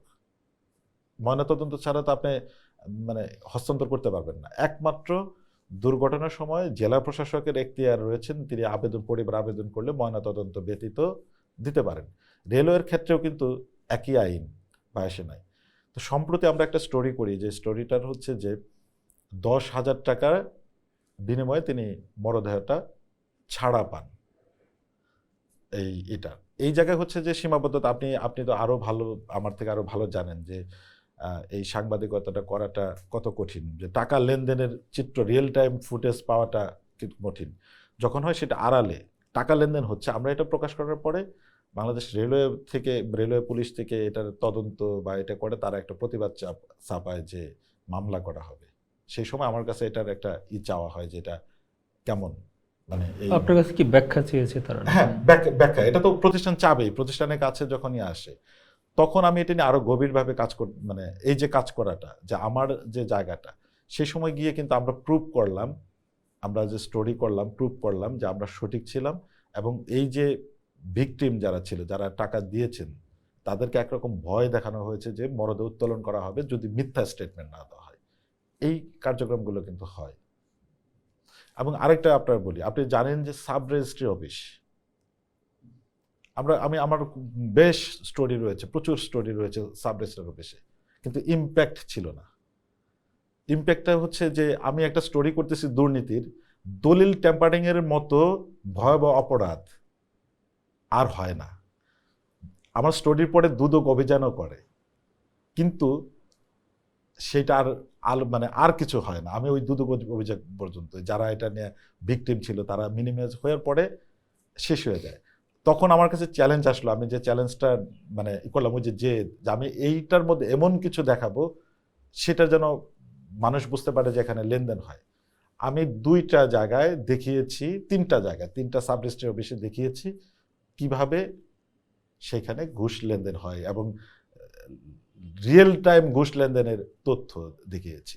আমি দেখিয়েছি যে একটা জায়গায় যে একজন সাব রেজিস্ট্রার অফিস শেষ করার পরে তার কালো ব্যাগে টাকা বহন করবেন যে তথ্য ছিল, সেই ব্যাগটাও একই সেম ভাবে আমি আগে বলে গিয়েছি, সেই ব্যাগটা সে নিয়ে বের হচ্ছেন, সেই চিত্র দেখিয়েছি। হ্যাঁ, এখানে আমাদের ওই সময় আপনি একটা গ্যাপ, যেটা বলি যে আপনি যে একটু আগে যেটা বললেন যে গ্যাপ থাকে কিনা, হ্যাঁ, ওই সময় তাৎক্ষণিকভাবে ওই সাব রেজিস্ট্রারকে প্রশ্ন করার বিষয় ছিল যে আপনার ব্যাগটা একটু খোলেন, উনি ব্যাগ খুলতেন না। অথবা আরেকটা বিষয় ছিল যে উনি যে এই যে ঘর থেকে বের হচ্ছিলেন না, আমরা যে আসবো 3 ঘন্টা, তিনি জানেন, তার ঘরের মধ্যে আমরা প্রশ্ন করেছি যে আপনার ব্যাগের মধ্যে অর্থ রয়েছে, তিনি রেখে আসলে পরে ব্যাগটা খুললে আমাদের হয়তো স্টোরিটা দুর্বল হয়ে যেত। তো এই যে এত কিছু করতে হয়, এত কিছু থাকে, এরপরেও কিন্তু যে কাঙ্ক্ষিত সন্তুষ্টি সেটা কিন্তু পাওয়া যায় না। গোপন তথ্য বা সোর্স প্রোটেক্ট কিভাবে করেন? সোর্স আমার কাছে দেবতা। আমি মারা যাব, কিন্তু আমি আমার সোর্সকে কখনোই ওপেন করব না। সোর্স আমার কাছে দেবতা। এমনিতেই বাংলাদেশে তো এখন হুইসেল ব্লোয়ার নাই, এমনিতেই তো এখন সোর্স নাই। আপনার কেউ সোর্স তো বিশ্বাসই করে না। একজন সাংবাদিককেই বলেন অথবা প্রাতিষ্ঠানিকভাবেই বলেন, যে যারাই সোর্স হয় তারাই বিপদে পড়ে।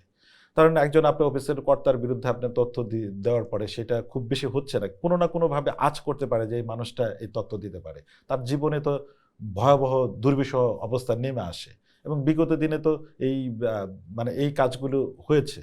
যে কারণেই হচ্ছে যে আমার সোর্স যারাই দুই একজন রয়েছেন তারা আমার কাছে দেবতা। আমি এই সোর্সদের কখনোই, অ্যাকচুয়াল আমার শরীরে এক বিন্দু রক্ত থাকতে আমি তাদের কখনোই বিপদে ফেলবো না, ফেলতে মানে তাদেরকে দেবও না।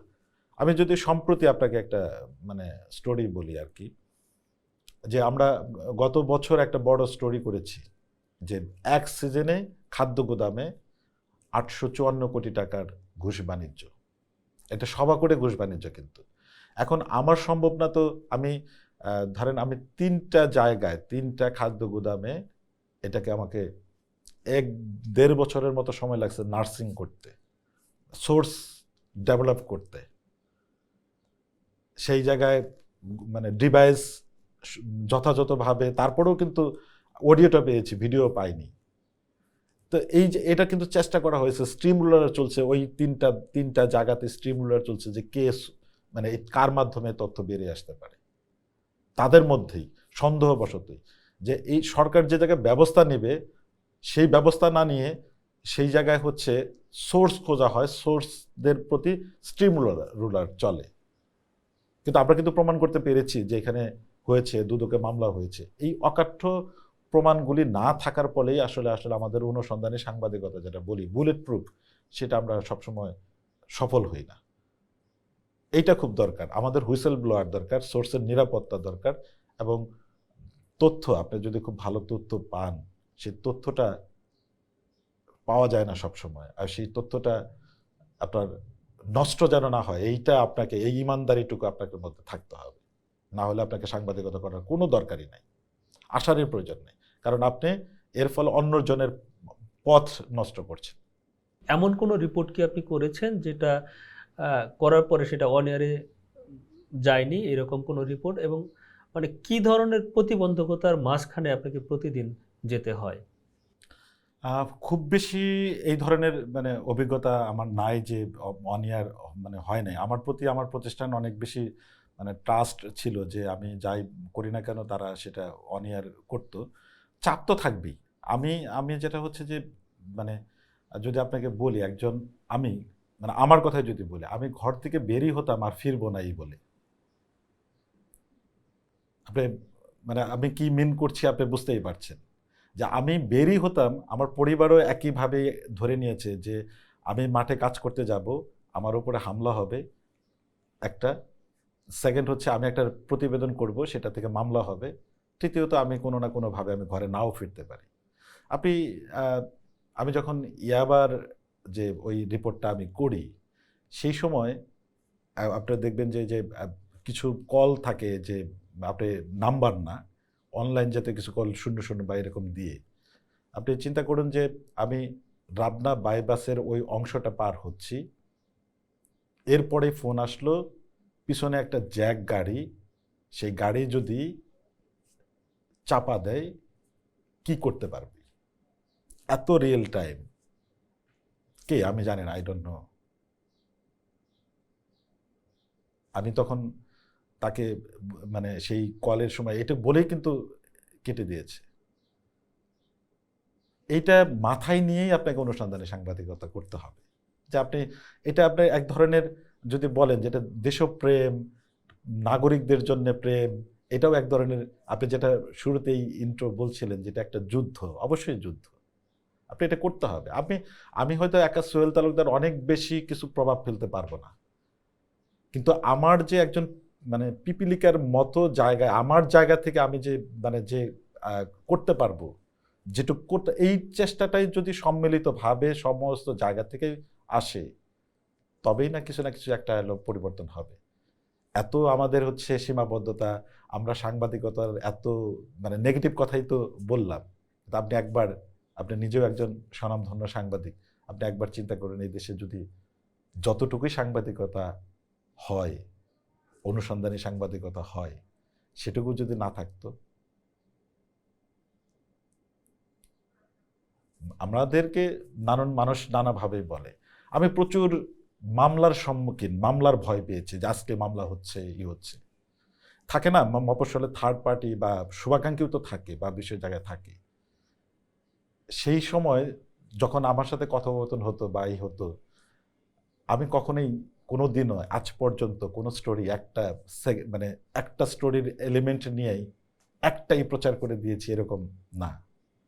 আমার সবসময় হাতে আরেকটা স্টোরি করার জন্য রসদ আমি রেখেই করতাম। এটাই আমার শক্তি,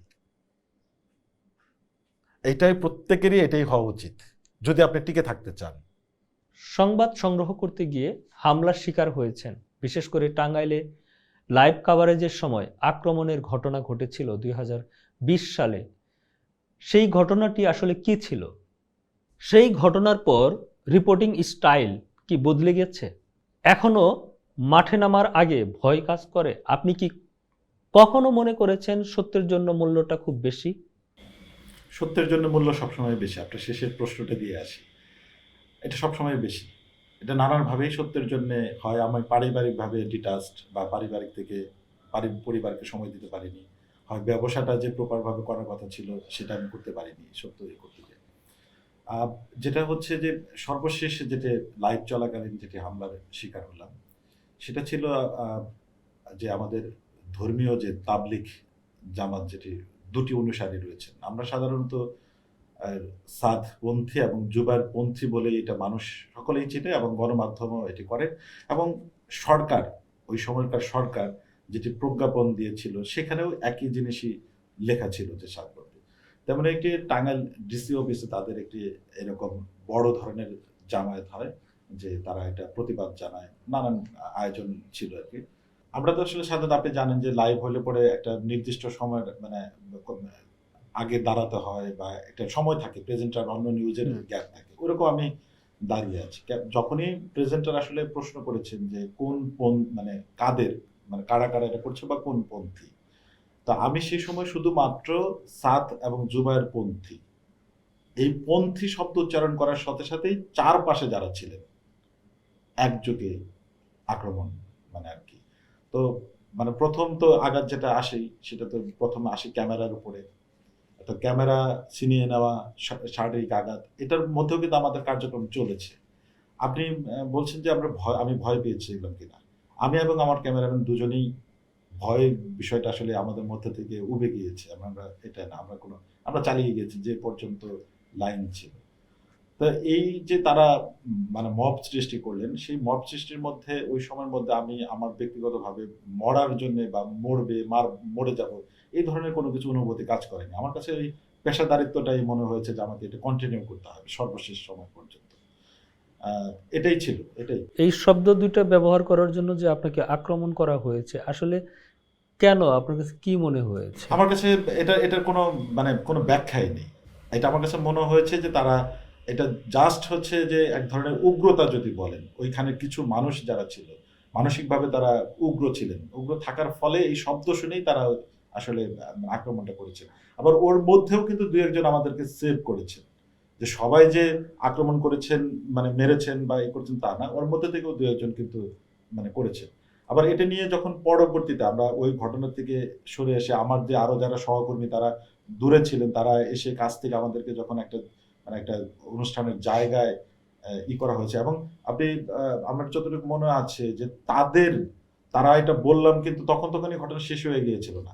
তারা কিন্তু তাদের তত্ত্বাবধানে তাদের যে মূল সভা মঞ্চ সেখানে নিয়ে যাওয়ার চেষ্টা মানে খুব ভাবে নিয়ে তারা ক্ষমতাধর এমন একটা ভাবে তারা সেখানে নিয়ে গেলেন। সেইখানে যারা নিয়ে যাচ্ছিলেন তাদের তো চরম উগ্র ছিল। আমি তাদের সাথে আমি কোনো রকম কুল শব্দ করিনি। তারা মারতে চাইলেও আমি তাদেরকে সানন্দে মারতে দেওয়ার মতো করেই আমরা দিয়েছি। কেউ ধাক্কা দিচ্ছেন, কেউ আঘাত দিচ্ছেন, ওইটা নিয়ে আমার অনুভূতিহীন ছিল যে আমি এদের সাথে কোনো কথা বলবো না। আমি কথা বললে তার যে নেতা যারা ছিলেন সেই নেতার সাথেও আমাদের কথা হয়েছে, কিন্তু নেতার চারপাশে যারা ছিলেন তারা কিন্তু এত সহজ ছিলেন না। সেখানে আমি ধীরতা ছিলাম। আমি বলেছিলাম যে আমি ছেড়ে দিলাম, আপনারা আমাকে হত্যা করেন।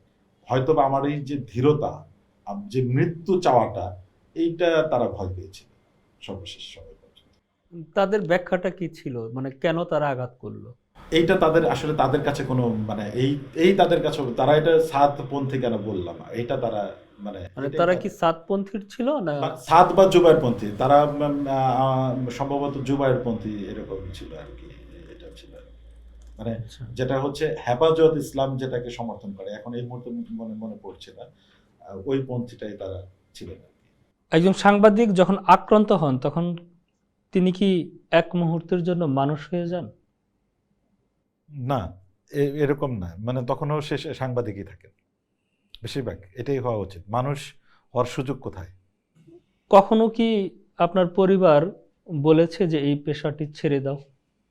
হ্যাঁ, মাঝে মাঝে এটা মানে শুরুর দিকেও এটা বলতো, যখন বিভিন্ন ঝুঁকি আসতো, অথবা যখন বাসায় কথা বলছি, থ্রেড ফোন বা বিভিন্ন জনে জনে এরকম এসব, তখন বলেছে যে কি দরকার। দুটো কারণেই হতে পারে এটা, একটা হচ্ছে মানে ঝুঁকি, আর দ্বিতীয়ত হচ্ছে অনিশ্চয়তা, মানে আর্থিক অনিশ্চয়তা। এটা এই দুটো কারণেই হতে পারে। মফস্বল শহর রাজধানী, হ্যাঁ, তিন জায়গাতেই সাংবাদিকতার একটা ক্রাইসিস কিন্তু আমরা দেখি।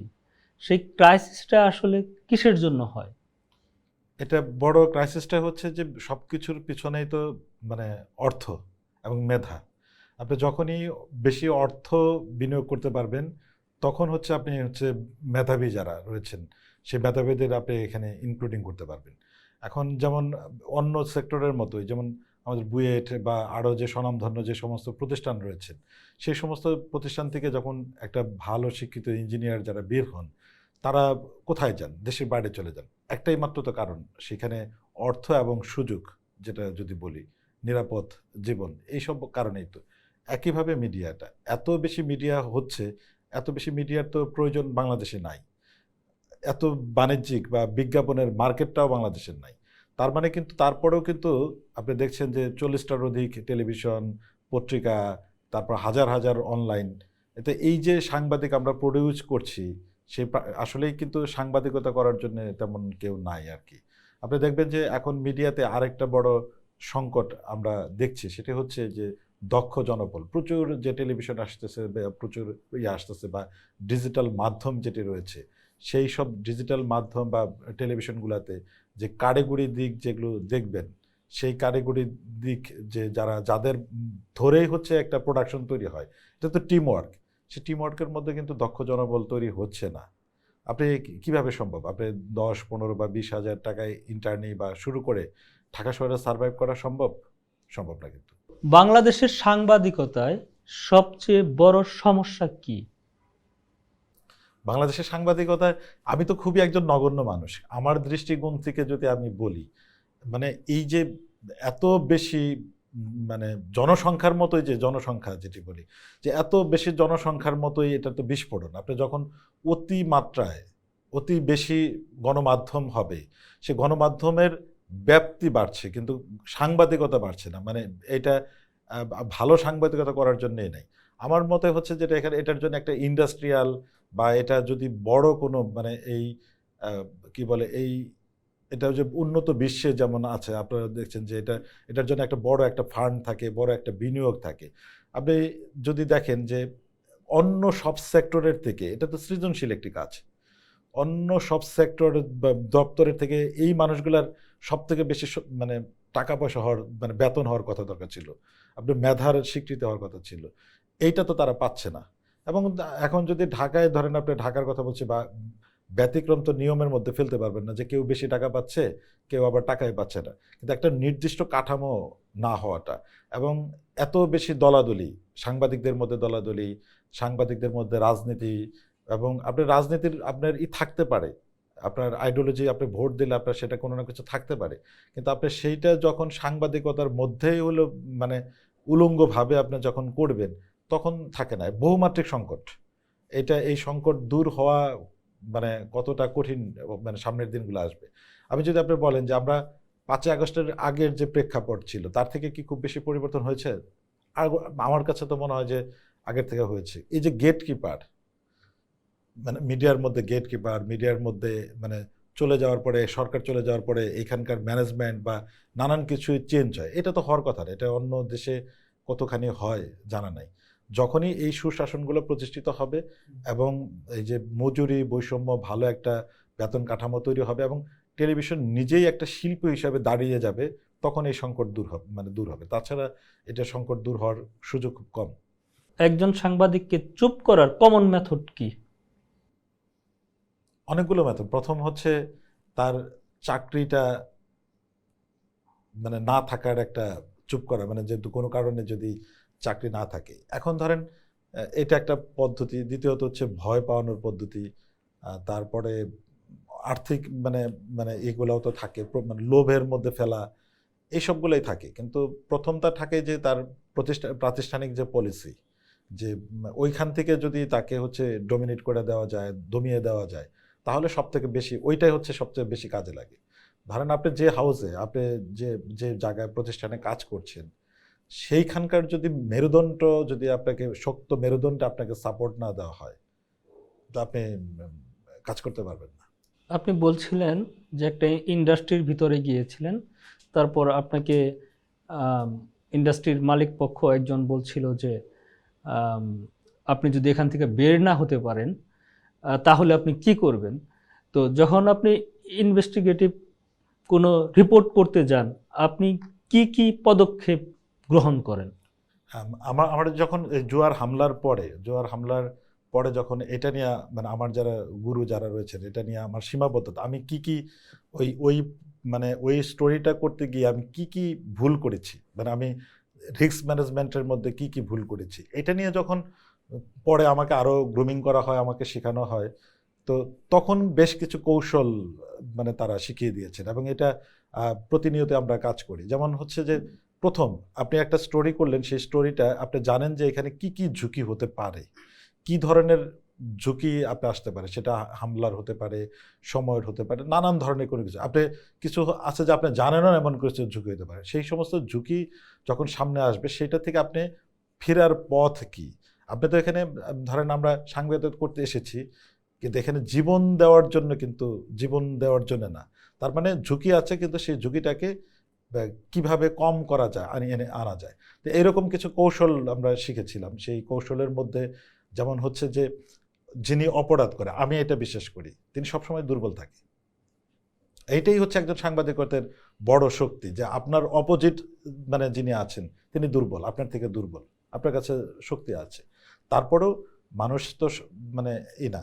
যেমন আমি যে তিনটি বড় প্রতিষ্ঠান নিয়ে কাজ করতে গিয়ে দুটোর মধ্যে ঢুকতে পেরেছিলাম।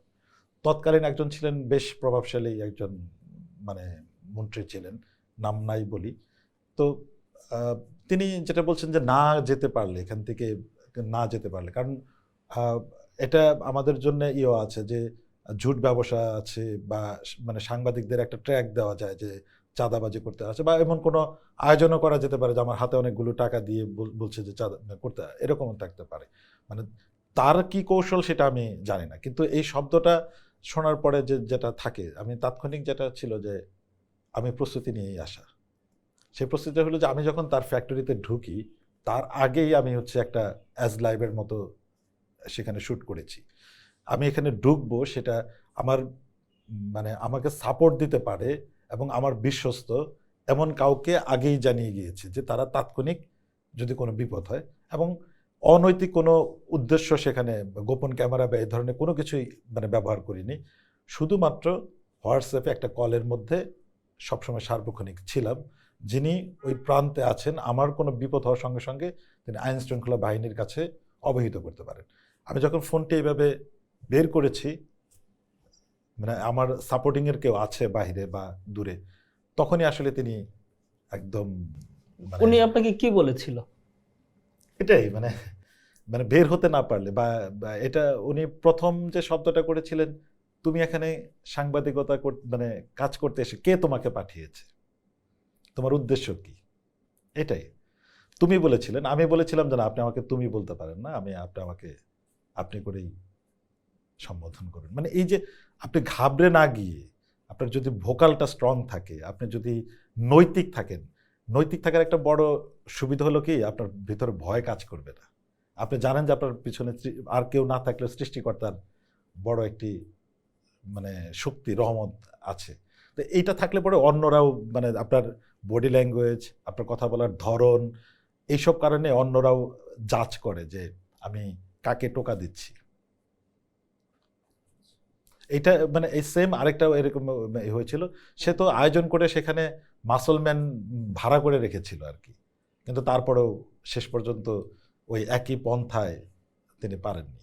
মানে কি পন্থাগুলা ইম্পর্টেন্ট, এই যারা ওই- যারা আসলে নতুন সাংবাদিকতা করতে চায়?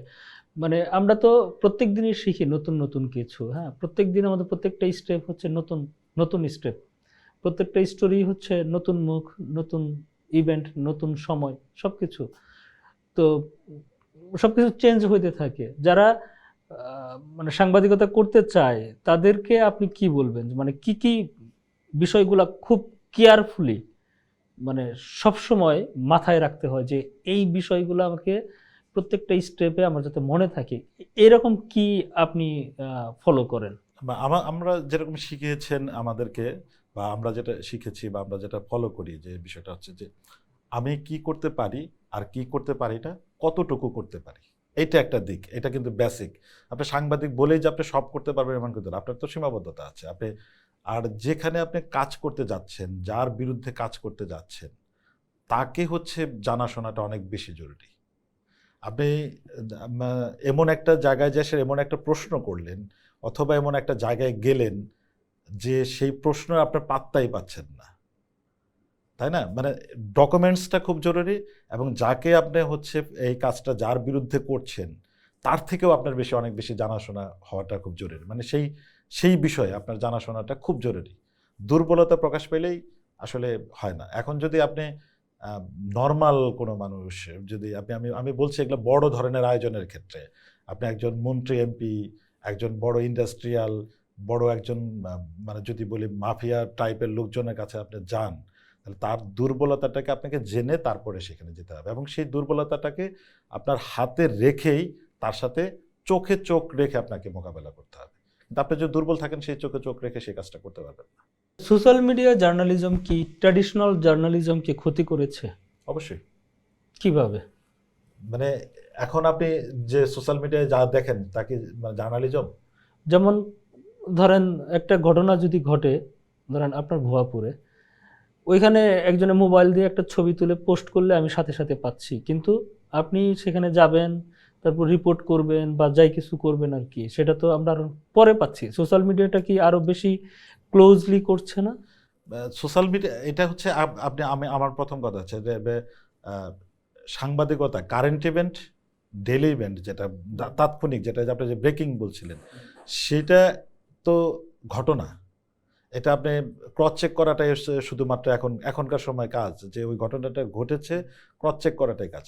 কিন্তু সাংবাদিকতা বলতে যে বিষয়টা বোঝায়, গণমানুষের জন্য কল্যাণ, বৃহৎ মানুষের জন্য কল্যাণ, তাই না, জনস্বার্থ, সেইটা কি সোশ্যাল মিডিয়া আপনাকে পূরণ করতে পারছে?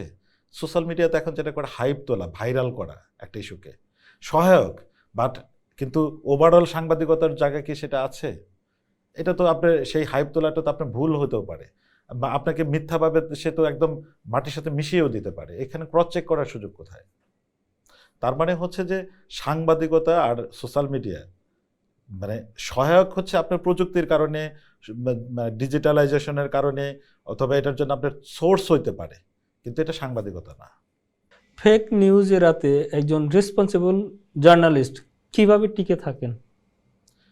ভালো সবসময় টিকে থাকবেই, তার আলাদা একটা ওই ওই ওই মানে যে যে অঞ্চলে, যে যে সেক্টরে কাজ করে, যে ধরেন ঢাকায় বিট, বা আপনার হচ্ছে আমাদের মফস্বলে আমরা সব কিছু করি, আহ, মানুষ ডিফেন্ড করে, মানে মানে আলাদা করতে জানে, বোঝে যে এই মানুষটা যা করছেন উনি সঠিক করছেন, এই মানুষটার কোনো তথ্য ভুল হওয়ার সুযোগ নেই।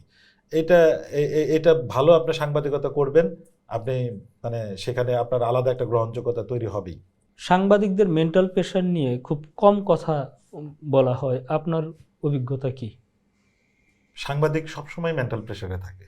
আপনি এটা জানবেন যে যারা সাংবাদিকতা করেন, আহ, বেশিরভাগ সাংবাদিকেরই শেষ পরিণতিটা সুস্থভাবে যদি মানে হয়, যারা মেন্টাল প্রেশারে থাকেন তাদের দেখবেন যে হৃদযন্ত্রের ক্রিয়া বন্ধে তারা মারা যাচ্ছে। মানে এইটার একটা কিন্তু প্রবণতাটা অনেক বেশি, কারণ সে সবসময় প্রেশারের মধ্যেই থাকে।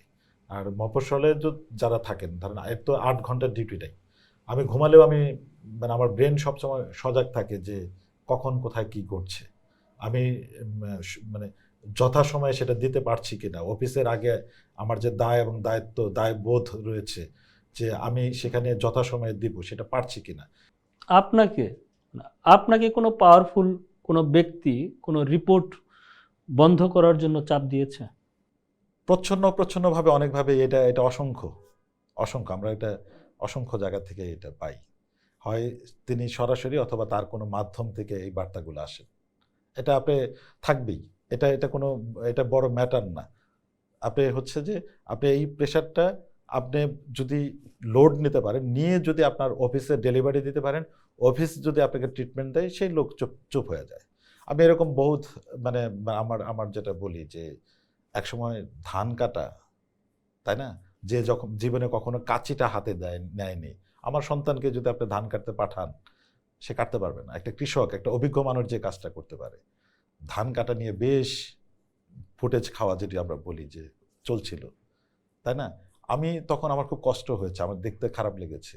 মন্ত্রী যাচ্ছেন সেই ক্ষেত, মানে তার যে প্রোটোকল যারা দিতেন তোষামতকারীরা, তারা ওই জমিতে নেমে কৃষকের ধান একবারে মই দিয়ে দিত, আবার ধান কাটতে গিয়েও সেটা হতো। আমার সেই সময় আমি একটা আমার এই দহন থেকে এই গণমানুষের পক্ষে কথা বলতে যে আমি একটা স্টোরি করি পাকা ধানে মই। সেই স্টোরি করার পরে যে ধরনের বিষয় আমার মানে হুমকি, মামলার ভয়, অমক তমক গেছে, সেটা গেছে, কিন্তু আমি সেটাকে মোকাবেলা করেছি। কিন্তু তারপরে আমার স্টোরির পরেই কিন্তু এই পাকা ধান কাটার বিষয়ে বেশ সতর্কতা দেখেছি সারা বাংলাদেশে। আওয়াজটা হয়তো টাঙ্গাইল থেকে আমি তুলেছিলাম, কিন্তু সারা বাংলাদেশেই ওই কার্যক্রমটা সতর্কতার সহিত করা হয়েছে, আর পাকা ধানে মই হয়নি। ঝুঁকি থাকবেই। আপনি গণমানুষের জন্য কথা বলবেন, ক্ষমতাকে প্রশ্ন করবেন, ক্ষমতা তো সবসময় শক্তিশালী। ক্ষমতাকে প্রশ্ন করবেন, ক্ষমতা আপনাকে ছেড়ে দেবে? এইটুকু যদি নিয়ে বলেন যে ক্ষমতা আমাকে কিচ্ছু বলবে না, আপনি হলে কি করবেন? আপনার মানে আপনি একটা অনিয়ম করছেন, আমি একটা অনিয়ম করছি, আমি হলে কি করতাম? যে ধর্ষণ করে, মার্ডার করে, এর থেকে নিকৃষ্ট তো কেউ নাই। কিন্তু ওই সন্তানের বাবা মাও কিন্তু তাকে বাঁচানোর জন্য যত রকমের প্রক্রিয়া থাকে করে না, ফেলে দেয়। ক্ষমতাও তাই, তার ক্ষমতাকে সুসংহত করার জন্য যা যা আয়োজন তাই তাই করবে। এখন আপনি দমে যাবেন কিনা, তার বিরুদ্ধে কথা বলবেন কিনা, এটা আপনার চয়েস। আপনি যদি আমাদেরকে একটু বলেন বাংলাদেশের সাংবাদিকতার মানে সাংবাদিকদের নিরাপত্তা কতটা দুর্বল? এটা আসলে বলারই অপেক্ষা নেই, তারা তো নিরাপদই না। এটা মানে নিরাপদই না, মানে এটা মানুষ যে তাদেরকে কোনো কিছু যে দয়া ধর্ম করে যেটা বলে যে মানে ওইরকম ভাবে কোনো কিছু করে না, এটাই হচ্ছে আসলে কিন্তু আপনি দেখেন যে একটা সাংবাদিক বিপদে পড়লে, একটা সাংবাদিক আক্রান্ত হলে, একটা সাংবাদিক ক্ষতিগ্রস্ত হলে আপনি কাকে পান? সেইভাবেই তো কিন্তু কাকে পান, ওই মানে সাংবাদিক পরিবাররাই যেটুকু আওয়াজ তোলে, সেই আওয়াজটা যদি আপনি মানে খুব জোরালো না হয়, সে এরকম সে ভুক্তভোগী তো তারাই থাকে। এবং কয়জনের ভাগ্যে জোটে যে তার পক্ষে ভয়েস রেসটা অনেক বেশি হয়। আর আরেকটি বড় সমস্যা রয়েছে, এটা হচ্ছে ধরেন আমরা ঢাকার সাংবাদিকদের জন্যে সারা বাংলাদেশ যেভাবে কাঁদে বা প্রতিবাদ মুখর হয়, একটা মফস্বলে সাংবাদিক বিপদে পড়লে কিন্তু এইভাবে সারা দেশ বলেন বা ঢাকা থেকে বা ঢাকার যে নেতৃস্থানীয় যারা রয়েছেন, তারা যে একই রকম ভূমিকা রাখে তা কিন্তু না, বৈষম্য কিন্তু এখানেও আছে। মানুষ আপনাকে সাংবাদিক হিসেবে চেনে, আপনি নিজেকে কিভাবে দেখেন? মানুষ আমাকে সাংবাদিক হিসেবে দেখে, আমি চাই না যে মানুষ সাংবাদিক হিসাবে সে হচ্ছে তারা মানে দেখুক। আমি একজন গণমাধ্যমের কর্মী এবং সাংবাদিকতা করার চেষ্টা করি, এটাই হিসাবে দেখুক, এটাই আমি চাই।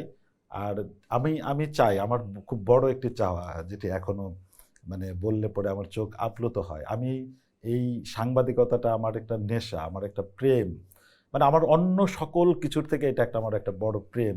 আমি সকলের কাছে ওই প্রার্থনাটাকেই করব যে আমার শেষ দিন, শেষ নিঃশ্বাসটা যেন আমি কোনো রিপোর্টিংয়ে আছি, সেই সময় যেন আমার মৃত্যু হয়, এবং ভালো কোনো কাজের মধ্যে আছে সেই সময় যেন হয়, এইটুকু চাও। আমি জানি না এটা পারবো কিনা, কিন্তু আমার চাওয়া এটা। সোহেল ভাই, আপনাকে অসংখ্য ধন্যবাদ অফ দ্য রেকর্ডে সময় দেওয়ার জন্য। আপনাকেও অসংখ্য ধন্যবাদ আমাকে এখানে আমন্ত্রণ জানানোর জন্যে, বা যেটার আমি আসলে এইভাবে এই পরিমাণ যোগ্যও নই, কিন্তু এই যে আমাদের আলাপচারিতার মধ্য দিয়ে যদি প্রান্তিকের মানুষ বা কোনো মানুষ যদি ন্যূনতম সাংবাদিকতা খুঁজে পায় অথবা সাংবাদিকতা করার প্রেরণা খুঁজে পায়, তবেই সার্থকতা। ধন্যবাদ সোহেল ভাই। প্রিয় দর্শক, আজকের আলাপ শুধু একজন সাংবাদিকের গল্প ছিল না, এটা ছিল একজন মানুষের গল্প, একজন সংগ্রামী মানুষের গল্প, যিনি সত্যের পেছনে ছুটতে গিয়ে ভয় দেখেছেন, হামলার শিকার হয়েছেন, চাপের মুখে পড়েছেন, তবুও থামেননি। আমরা টিভিতে শুধু খবর দেখি, কিন্তু সেই খবরের পেছনে একজন মানুষের ঘাম, ভয়, দায়িত্ব এবং তার পরিবারের উদ্বিগ্ন লুকিয়ে থাকে। সোহেল ভাই, আপনার সাহস, আপনার অভিজ্ঞতা এবং সত্যের প্রতি দায়বদ্ধতা আমাদের গভীরভাবে অনুপ্রাণিত করল। আমি সুলাইমান শাওন, আর আপনারা দেখছিলেন অফ দ্য রেকর্ড।